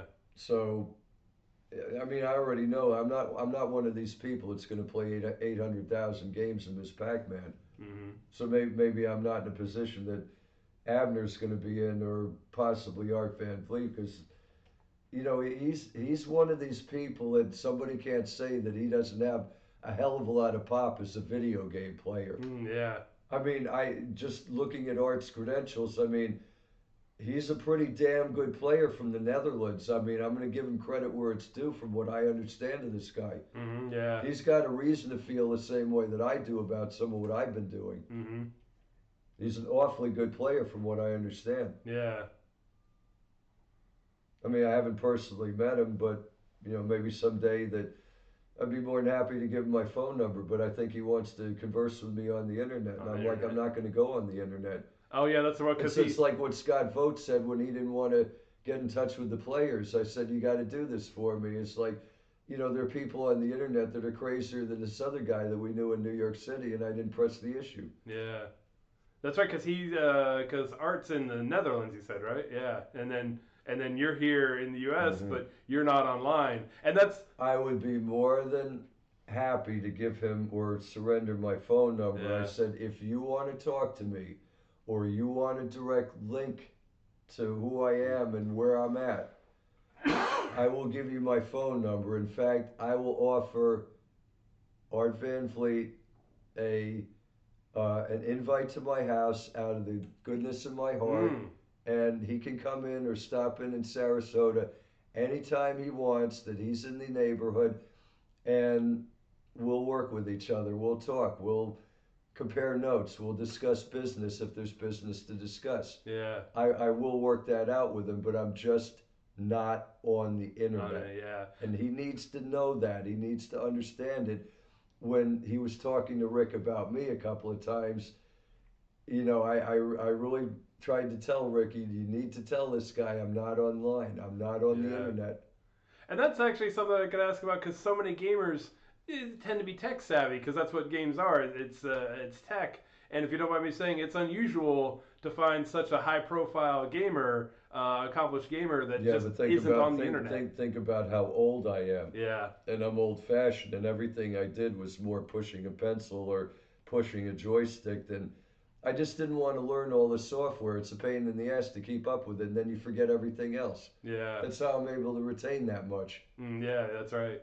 And speaking of, you were saying it was important to you. You wanted to get all that recorded so you could just stop having to think about it and worry about it and move on to That's the other idea. stuff. I didn't need the headache of Yeah. having to worry about it. You were just waiting to get it on there, so you go, all right, fine, finally move Yeah, on to. and then once it's out there, then you see everybody's like, "Oh, I didn't realize that. Why didn't somebody tell me?" I'm like, "Well, what do you think was going on with these guys that were supposed to be doing all of this, like Walter Day or Billy Mitchell or Chris Aaron? They're dreaming their own dreams. Yeah, I yeah, mean, they got a different opinion. They don't really care whether I make it or whether I don't. yeah. And this is the whole nature of the problem. Mhm. Yep. See, when they care about me, that's another story. When they Mhm. don't, well, that's what I got the whole time. And I Mhm. don't expect them to care. Yeah. Maybe Billy pretended to care when he had to shake my hand because what? I had a Mr. Deuce Castle world record, and Yeah. then the footage was, blurry, and when we got the tubes or whatever it was from that, Mhm. and like he's not going to vouch for me or Walter Day, and it's all, oh yeah, hi, ha, ha, and then you Yep. leave the event, you put in the effort, and you don't even get credit for the score. Yep. I Yep. tell him what gives. What is this bait and switch stuff that you got going on here? Yep. Yep. Because like people deserve credit, and if they're not allowed credit, I mean, basically they wouldn't want to do it for me because they just want me to walk into into the sunset or somewhere else, and then I'm not a video game player as far as they're concerned anymore. Yep. Yep. They don't get to make that choice. That's Yeah. an opinion, but it's not going to make it so it's binding for another person. Yep. Well, now you mention it, I mean, I guess that would serve as your answer probably, but we talked about Billy so much and Chris Ira, but didn't really ask you about Walter Day, what you felt about Walter Day's Twin Galaxies. Mm, I'm not exactly sure how I want to go about it. I mean, maybe he might seem like he's a nice guy when you meet him, but you know how it is. I mean, everything's Billy, everything's Chris, Hmm. everything's whatever is going on that end. So he's constantly rearranging it so that it's feeding into the Billy Mitchell picture, or, his crew, and Yeah. he's basically the equivalent of Billy Mitchell's Confederate, if you Yeah. want to describe it like that. At least that's what I think. Yeah. Yeah. Now, speaking of, you got to talk to Jace Hall very briefly Hmm. recently. How do you feel about I mean, you're familiar somewhat with.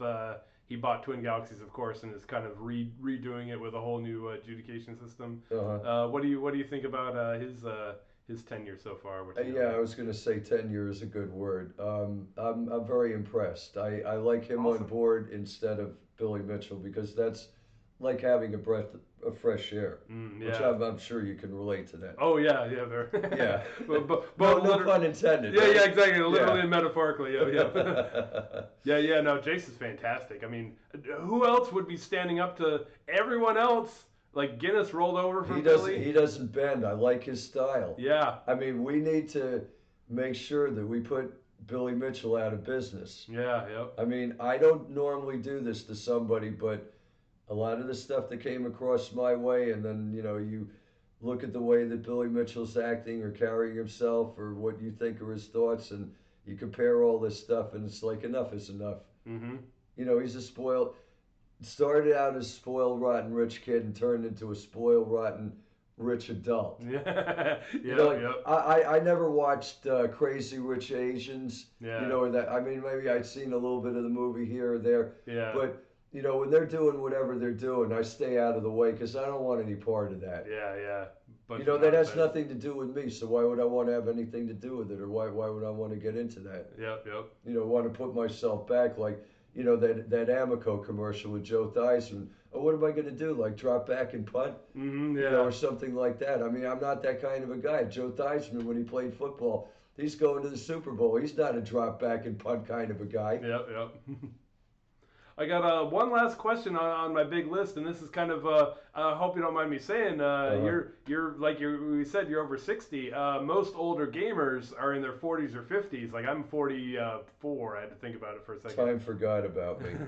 Yeah. So, but question I have is what is it like being a dedicated gamer like over 60? I mean, is your I noticed you have to wear. I don't expect a lot of people to be in the same condition that I'm in Yeah. because I don't have that problem physically. Maybe my eyes are not quite at my age what they might have been when I was at the free play event in 2015, that I've Yeah. noticed a little bit of a difference. And then when you have to use those magnifying glasses Mm. to make it a little easier to see so that you can do it like you used to do in the old days, there's a Yeah. problem with light coming in from different angles, and all of a sudden it can Right. set up glare on your glasses. So I look at that as the biggest problem that I'm facing as the gamer that I am at 61. But I know that my mom's brother asked me, they said, could you still do this or compete against these people at 58? And that was 3 years ago. I said, yeah, I could definitely do it. And he's thinking, I think, what was it, Satchel Paige retired from baseball at 58? And, Mm. he's considered ancient by baseball standards, Oh if you yeah. think about it. Yeah, because that's right. I noticed you had to wear you were wearing glasses during the game, and also your first attempt at junior You mean Mr. Super Pac-Man Newscastle or Super. or Super Pac-Man, Yeah, either you way. we had like a kind of an adjacent window open, and Well, the sunlight was coming through and everything. You don't want that, getting into your glasses, because then you're seeing that and you're like trying to close one eye and block it from one side and then yeah, look at the game, and that's not good. exactly. So you ended up closing all the stuff, and then all the rest of Yeah. our filming we did at night. Like kind of one of them was at midnight, and then Yeah, last because night that 3 that a.m. way everything's quiet, everything's settled down. You don't have the noise, you don't have people calling up, you don't have them knocking That on your too. front door. That too. But then also there's no little light coming in from the windows and stuff. Yeah, because you're not going to see the game, and then, well, that's the whole point. You want to Yeah. be able to see it. That's why I was wearing those, magnifying glass type glasses in the first place, so it makes it bigger, and you don't have to strain as much. But you're a pioneer in more ways than one, because I mean, this represents the future for a lot of us. I expect to still be gaming when I'm in my 60s, and I don't know what that's going to entail, and a Well, lot let of me people put it out to you there. like this: I don't see Chris Ayer going after. I know he commented. I think from what I understood from what Rick Fothergill said, that you're not quite the same creature. So he went through that, I think, a little bit before. Look, I already told you. I mean, I used to hang around with a lot of people who were younger than me, because the people who were in my age group, Yeah. they got to get a little bit too old, a little bit too boring. So I had to look a Mm, little bit lower than my age all the time, which is what starts to happen to somebody. yeah. Yep. I mean, that's why I hang around with like 20 and 30-year-olds, because I know that Bill Harold was doing a little bit of that, because he was like the senior guy. But, he's with the bowlers and he's naturally like that. In my case, it has a lot more to do with me physically, that like, you notice how I walk about the same speed or faster, and you're like 21 years younger than me or Yeah. something like Yeah. that. Yeah. Yeah. So, You're physically. Yeah. You seem to be doing great. yes, very rough on the shoulders to do all the raking in my yard, but you're going to get But benefits from very hard slave labor, if you want yeah. to call it that. Yeah, staying physically active and stuff, and that kind of stuff becomes This is more what people important. don't understand. They have to test themselves very tough when they get up into those years, or the body just starts to fall apart like mush. Yeah, And it's more important when somebody gets to be 60. You know that's the point when you hit 60 where people in your generation start to die over the next 40 years. yeah, And it's like a straight downhill slope. The percentages are going to say a certain amount of people in a mortuary table from statistics that you're going to have that slow but sure straight slope down until like 40 years after they hit 60. yeah. You're going to hardly have any of those people in that generation around anymore. Mm, The way to beat some of that, in my assessment of it, yeah, you could go for better nutrition, maybe better food, but I still think that it comes from within inside. If you are doing what your body is supposed to do, even with like slightly subpar food, your mm, body is good enough to make heads and tails out of that and to keep you at that point. mm, But you have to go with that and you have to want it and you have to do a lot of the work. mm. And your back might be hurting or something else like that, and you just keep going Yep. and going. And that's how you're going to test your body tough when you're in your later years so that you do not have these problems. Yeah. And I'm just starting on the road of having to make sure that I'm keeping up physically and mentally and stuff, and Mm-hmm. so I hear what you're saying. Anything else you'd like to that exhausts my list? Anything else you'd like to get on the record about everything? Not really. I mean, I don't want to, run people into the ground. I know they haven't heard or seen anything from me in maybe 5 years, but yeah, I knew that I had to pick it up sooner or later. I'm not somebody who, is standing in front of a camera, and I never met a camera that I didn't like. I think people probably by now know that I'm like that, Yeah, or I would have been in front of a camera somewhere within the last 5 year period. And yeah, I'm basically cut off from a lot of the flow or secluded. And whatever's happening for my name or my reputation in video games, I'm not online. I basically don't even hear about it or see mm, anything of it. yeah. Unless David tells you or something, Yeah, or I I mean, tell you. people have to keep me up to date with what's going on. Yeah. Oh, thank you so much for agreeing to this interview and doing this interview. Is tremendous. I'm so glad that your story is getting told. People get to hear from you. People really want to hear from you. I get asked about that all the time. I already told you that the thing is that if somebody sees somebody all the time, Yeah, that's they're true. going to get sick and tired of the person, even if they're the greatest person on the planet. Yeah.